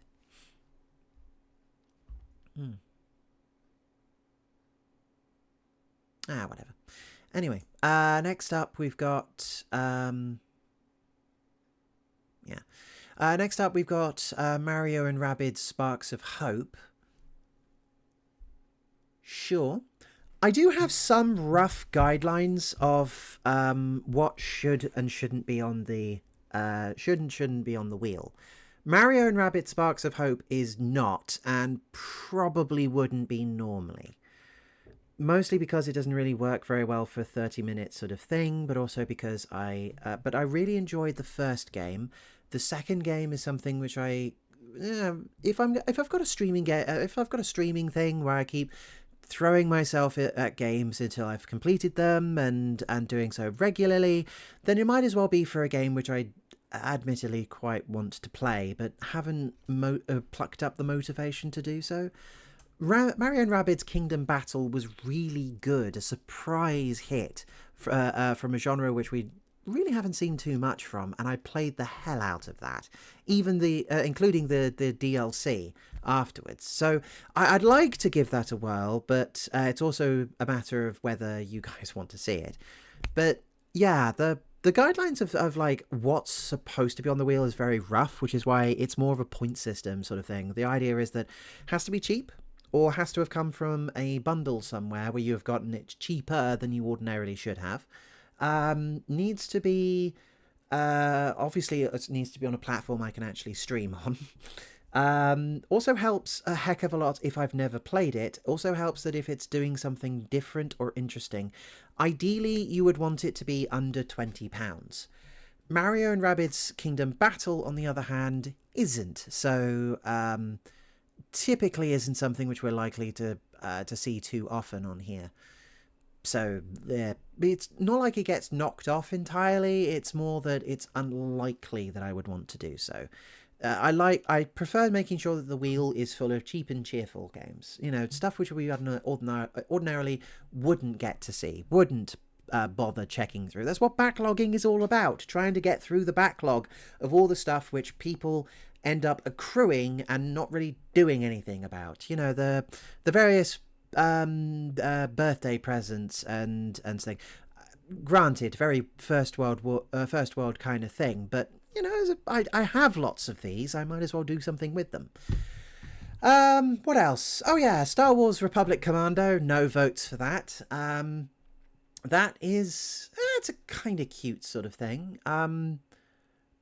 Yeah, Star Wars game, shooter from the 6th generation of consoles. We're talking like PlayStation 2, Xbox, sort of GameCube bits and pieces. I don't remember which it landed on, but I definitely know it was an Xbox game.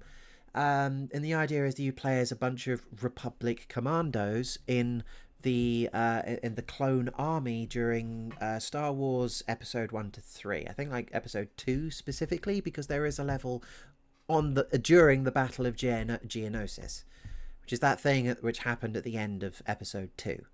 You know, with all the dusty planets where they're shooting bugs.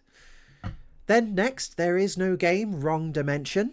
This is effectively... So, There Is No Game is a joke game based on the idea of a game which does not want to be played. Wrong Dimension is like an extension of the original concept. So they've pushed the boat out a little bit further, so that now you're trying to play a game which does not want to be played, and push it too far, and you go on a wild adventure as a result. That's gotten, I think, at least one vote or something like that. So another game which I'm curious to bring to attention. Trifox is actually something I have completed personally myself, just because nothing else is doing this, and I put it on the list because, again, no one else feels in the indie space feels like they're trying to do something like this. Imagine Ratchet and Clank crossed with Crash Bandicoot. It isn't bad, but it feels a little... I remember feeling quite undercranked in places, so it certainly would be up for trying, and to show you what it is, what it does well, but also where it kind of falls apart. So yeah, an interesting thing, which is also another criteria. If it can do something interesting, if there's something about it which makes me go, ooh, ah, ting, tang, walla bing bang, sure, why not?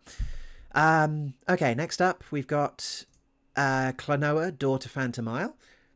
classic game will probably be playing the HD remastered version because it's easy. And yeah, it's a really cute little platformer, very kind of obscure from Konami, though they haven't done anything with Klonoa since, and quite frankly, I would adore that. The platforming is not as I will admit, like, there are better platforming games, but it is still good.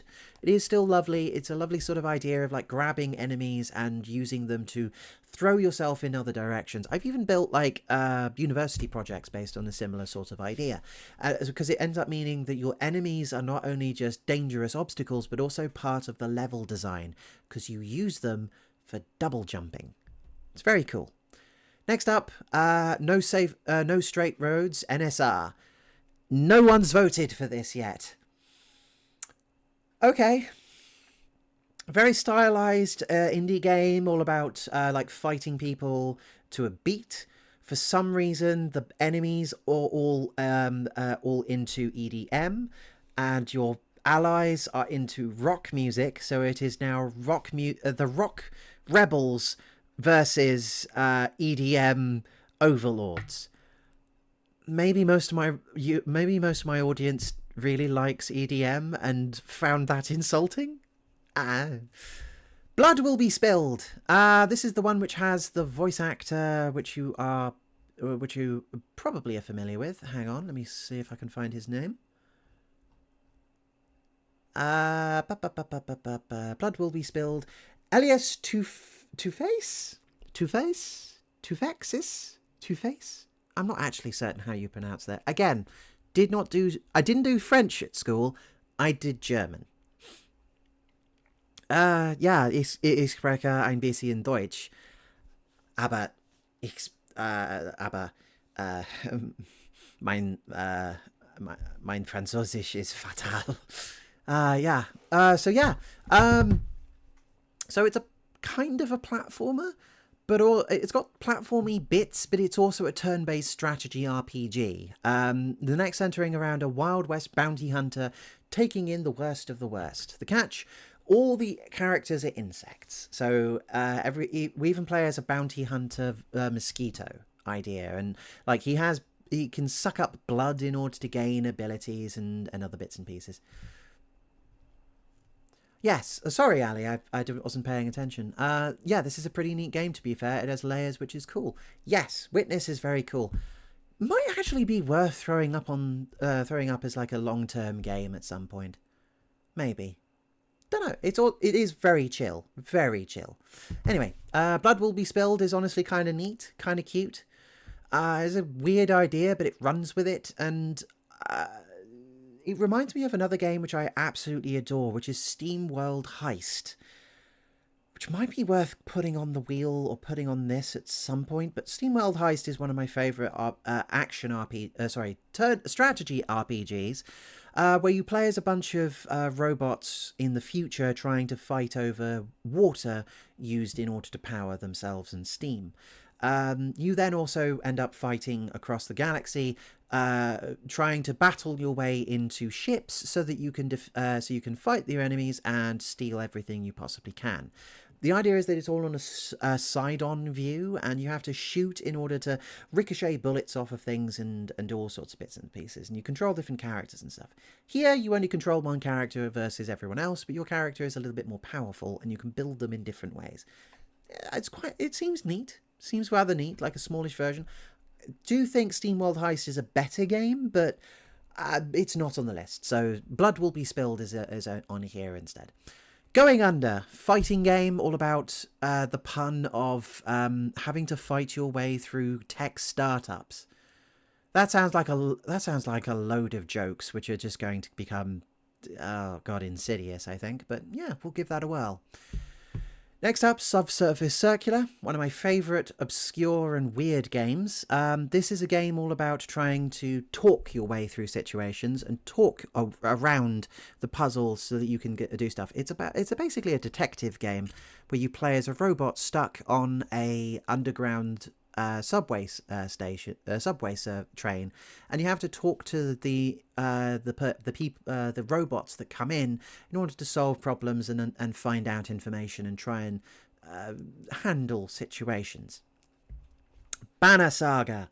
So, made by BioWare devs. This is like a really cool, really stylistically interesting game about fighting through through a sort of Nordic-inspired apocalypse world. A world which is where the sun has stopped, and that has brought upon the hordes of evil slowly rampaging across the world. It's really cool. Little bit of like Oregon Trail, a little bit of turn-based strategy. It's really stylish. It's really nice. It's got lovely music. It's got lovely art. It's got lovely mechanics. It's just, there's a lot of stuff in there, and it's very, very like talky heavy. So that should be fun. Dust and Elysian Tale is currently one of our front runners at the moment. I don't think anything else has got any extra votes, so that's good. Dust and Elysian Tale is like an old classic from, I think, like the 6th generation, like Xbox Live era. Something which a friend of mine recommended I play, and I started, and just sort of fell off it. So I'm going to give this another whirl. Dust and Elysian Tale is also one of these I think it's handcrafted animations, and the idea is you play as a lone swordsman trying to remember who he is, and you're trying to fight against evil bad guys and do stuff. It's a little bit like a spectacle fighter, I think is the term, and you know, sort of like Devil May Cry, but on a 2D plane, and you know, kind of indie. Might be interesting to visit, and if you're a big fan of this, might be very cool to see how I do with it. And then finally, I was expecting it to get a little bit more votes, but you know what? Sure, Inscription, a surreal, a really strange card game. Seems to have horror undertones about it. You know, lots of people were going gaga over it a while.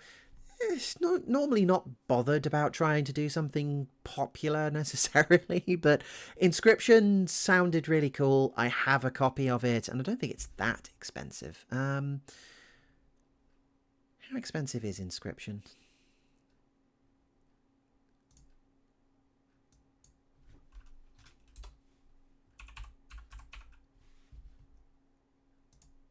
Inscription is like £16. Yeah, £16-17. That's not actually that bad. You also got Pony Island from the same developers, I'm assuming. Yeah, okay. So they really made a bit of a hit, bit of a strange one. There's some decent stuff in here.